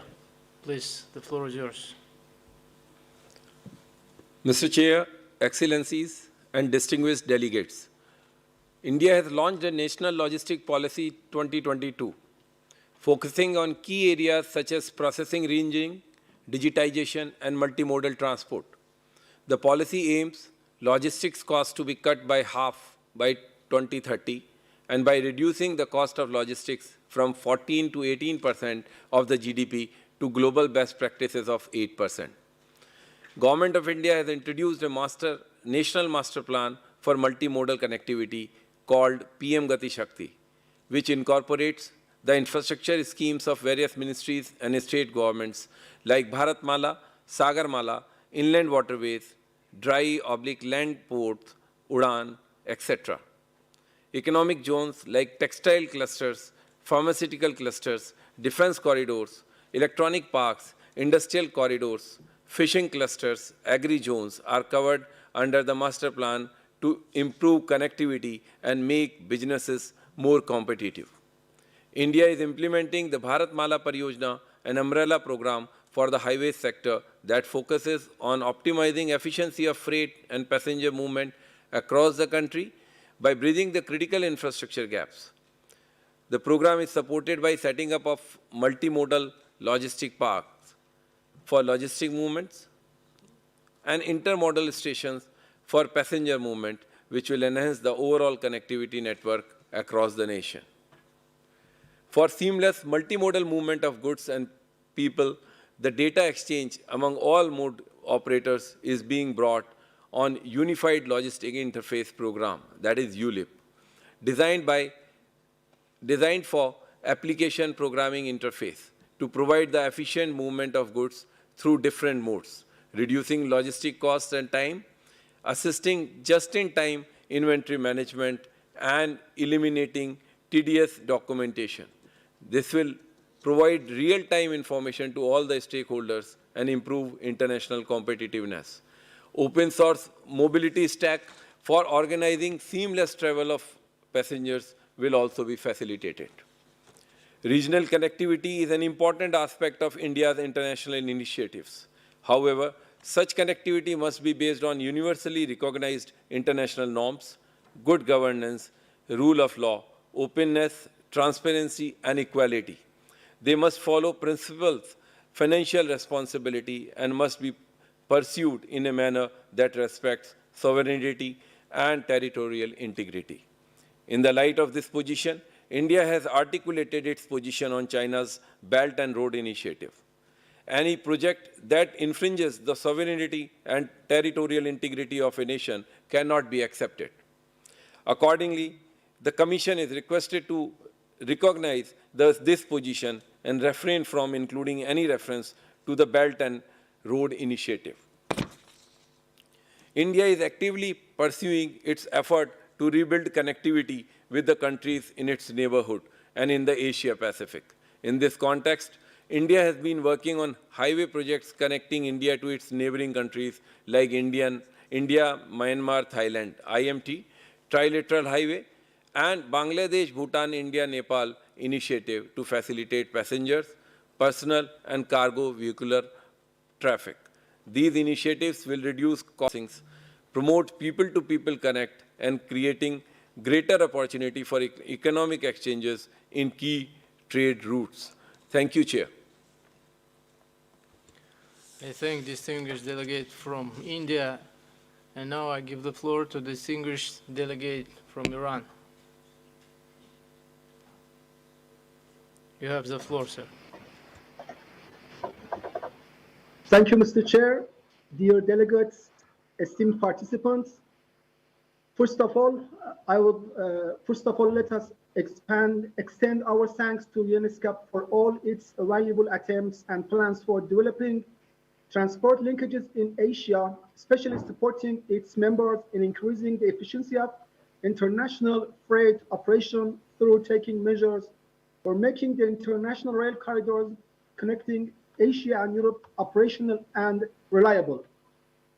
I would like to mention some points about the rail network of Iranian railways and also the attempts of the Iranian government for developing international rail transport and transit, especially in transporting cargo on international Eurasia corridors.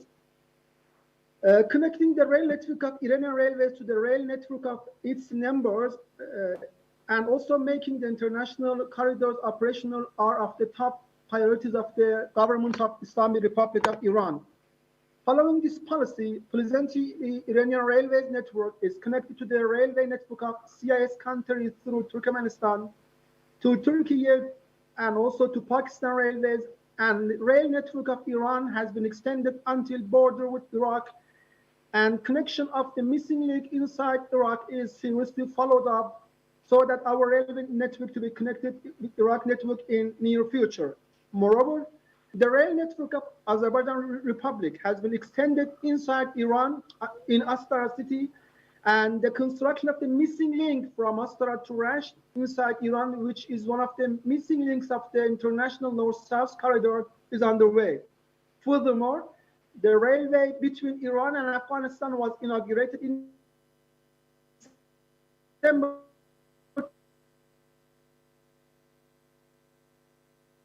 2020. All of this shows that important construction projects, which one of them is Zahedan rail project, which is under construction, and it's after this project, the cargoes could be transported from India to Afghanistan and CIS countries.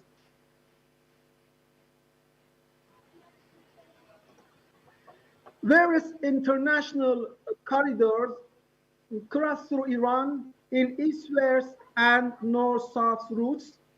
And regarding the recent changes in the geopolitical situation of the region, Iranian Railways is trying to play more active role in transporting cargoes. And we have recently cargoes in transporting from Kazakhstan towards Turkey. And also we have established and launched trains from in ITI corridor, Islamabad, Tehran, Istanbul corridors. One of important projects in our country is making this corridor more efficient and reliable. And through this procedure, digitalization of rail transport and electronic data exchange and information with our neighbor countries is one of the important projects. In fact, the efficiency of rail border crossing depends on the efficiency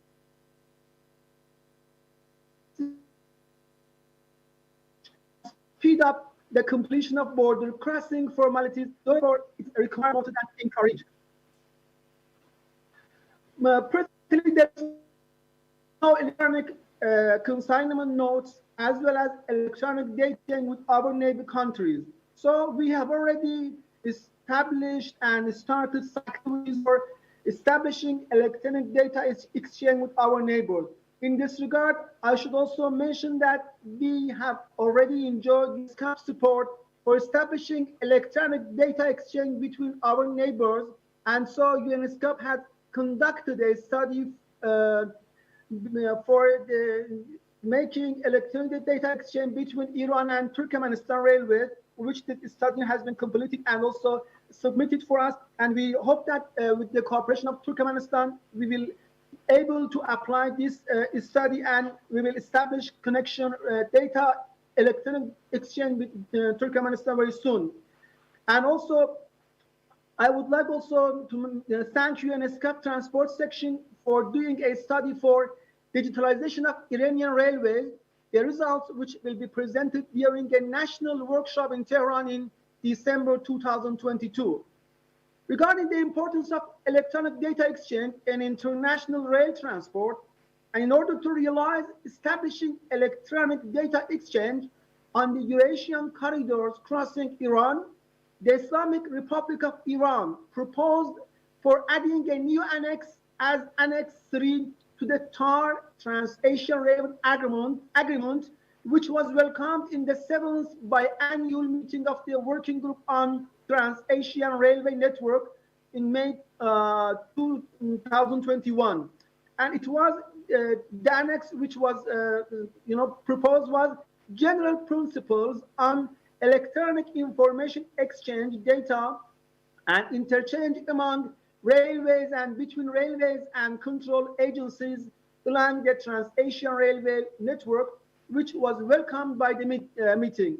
So we expect ESCAP countries, particularly TAR Trans-Asian Railway members, to support the adoption of the proposed annex to the Intergovernmental Agreement on Trans-Asian Railway at the next working groups, and also the UNSCAP we are going to be held in this regard. Thank you very much. I thank distinguished delegate from Iran, and if we have our distinguished delegate from Sri Lanka, I would like to give her the floor. No? Then next speaker in my list, the distinguished representative of the International Road Transport Union. Please, the floor is yours.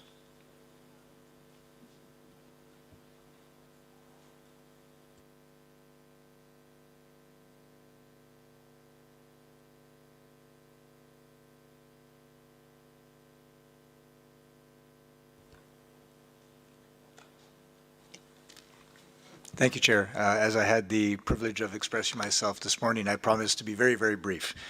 The Asia-Pacific region accounts for over 40% of the international transport of goods, and its role in global production and freight movements will continue to grow. Efficient, sustainable, and resilient intermodal transport, connectivity, and logistics will thus remain a priority for the region. The COVID pandemic experience has reaffirmed that it is imperative to have effective regional and global coordination to allow supply chains to function without interruption. In this respect, we congratulate ESCAP for its coordinating role and for its efforts to build better forward with a strong blue and green economy. As I highlighted this morning, resilience is not about building roads, even if the road transport industry appreciates every millimeter of roads built. Resilience is more about processes and coordinations. Countries in Asia Pacific will thus need to take more concerted action in this direction. More importantly, UNESCAP governments have at their disposal tried and tested UN conventions that facilitate and secure international trade and transport, such as the TIR and CMAR conventions. We encourage those countries which have not done so to ratify these global UN conventions and implement their innovative digital tools, namely ETIR and ECMR, that allow the exchange of electronic information and to submit pre-declarations that ultimately facilitate and secure the flow of goods across borders. IRU, which is the mandate from the UN to implement TIR in a true public-private partnership. Indeed, I would say it's the first historic example of public-private partnership within the UN system, has 75 years of experience in facilitating and securing trade and road transport. And we thus remain at the disposal of all UNESCAP countries to give any assistance that we can. Thank you, Chair. I promise to be brief. I thank the distinguished representative of IRU, and now I give the floor to the distinguished representative of the Asian Institute of Transport Development.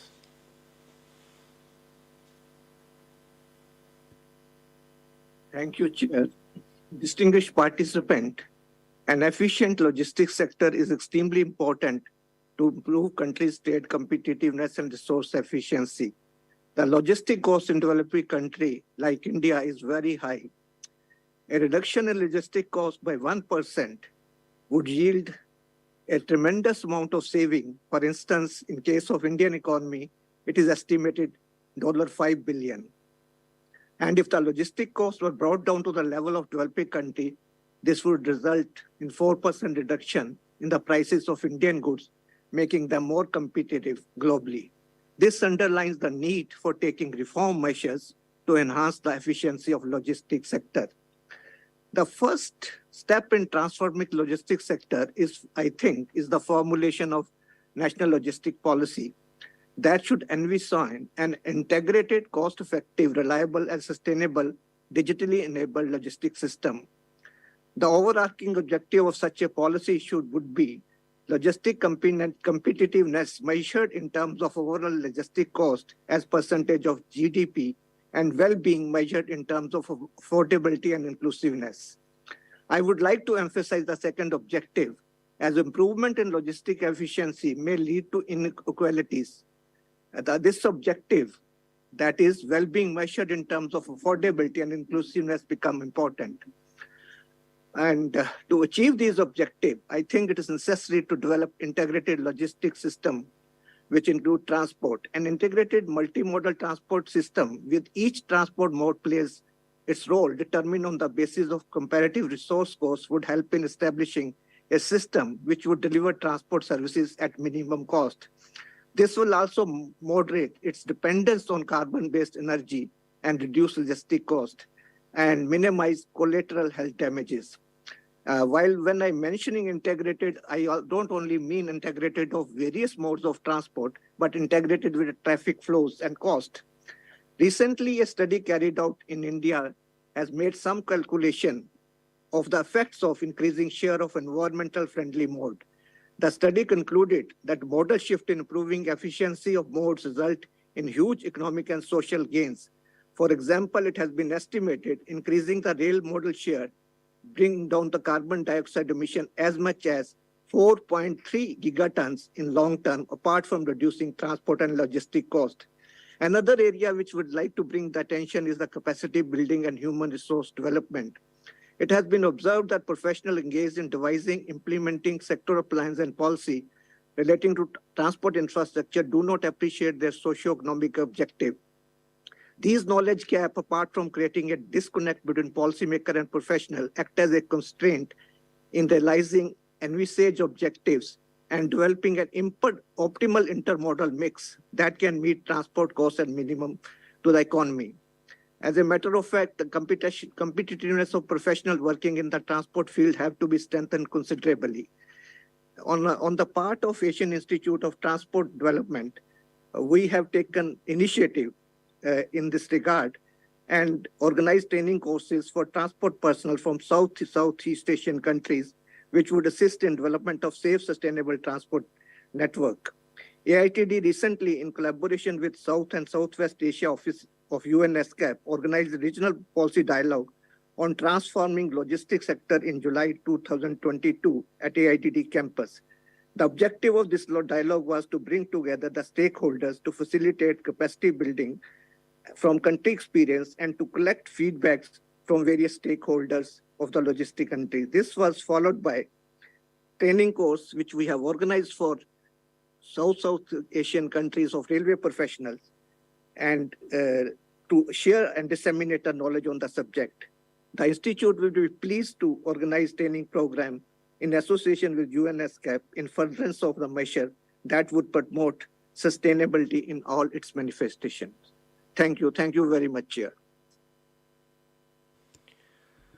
I thank the distinguished representative of AITD for his statement. Distinguished delegates, I have no other speakers on my list. Does any other delegation wish to take the floor at this stage? I see the delegation of China. Please, the floor is yours. Thank you, Chair, for giving the floor. I would like to make a right reply concerning about the comments made by our delegate from India. I want to stress that the Belt and Road Initiative was proposed by China, but it has grown into an international public good. The concrete and the practical outcomes in all these years since 2013 has speak for itself, the nature and the constructive role played by the Belt and Road Initiative. I would like to reiterate that the Belt Road Initiative is an open and inclusive initiative for economic cooperation. It never concerns territorial dispute.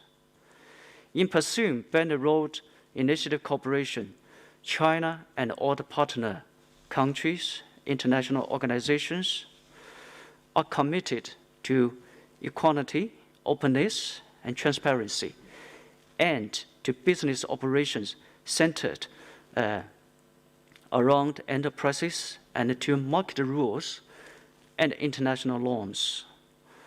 For those misjudgments or misunderstandings, I just want to reiterate that China will continue to commit to the principle of the joint consultation and joint construction and shared benefit to promote the development of the Belt Road Initiative in order to make contributions to the implementation of the 2030 Sustainable Development Agenda. I thank you. I thank the distinguished delegate from China for his comments. I see the delegation of India asking the floor. Please, floor is yours.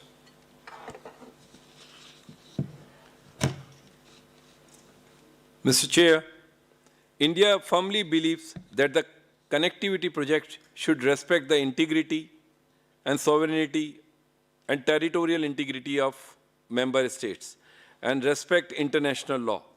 India has consistently conveyed its concern at different international forums.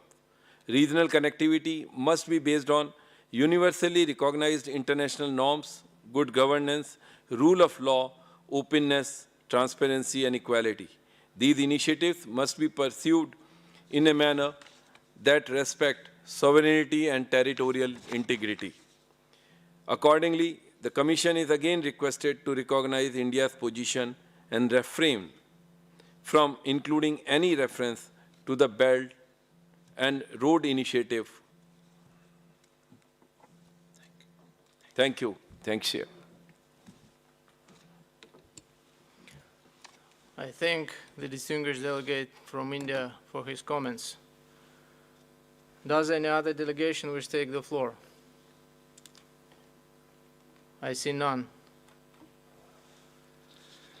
Distinguished delegates, this concludes our discussion for item 3A. Thank you for your deliberations. While a summary of the deliberations on this item will be included in the account of proceedings in the report of this committee session, the general consensus that I can discern from the interventions for our report is that the committee welcomes the finalization of guidelines on harmonization of legal frameworks for multimodal transport operations in Asia and the Pacific and the revised models sub-regional agreement on transport facilitation. The committee calls for renewed support to enhance the transport connectivity of the countries in special situations, including through initiatives such as preparation of a regional strategy for accelerating rail digital transformation in Asia-Pacific. The committee welcomes the evidence-based approaches to ensure better planning, development, and upgrading of the regional transport system, and in particular, the initiative to establish an interactive platform on the Asia-Pacific Transport Network, and requests the countries to work closely with the Secretariat on the final verifications and testing of the platform. Taking note of the conclusions of the 2022 Regional Forum on connecting to global supply chains through interregional land corridors and maritime roads, the committee requests the Secretariat to follow up on the proposal to elaborate on a regional approach to green shipping corridors and to continue providing support to the initiatives on development of land and multimodal transport corridors in Asia and the Pacific, including through exploration of new interregional transport roads and corridors. The committee endorses, in principle, the basis provisions of the guiding principles on sustainable freight transport in Asia and the Pacific, and requests the Secretariat to organize the finalization of the document in close consultation with the countries.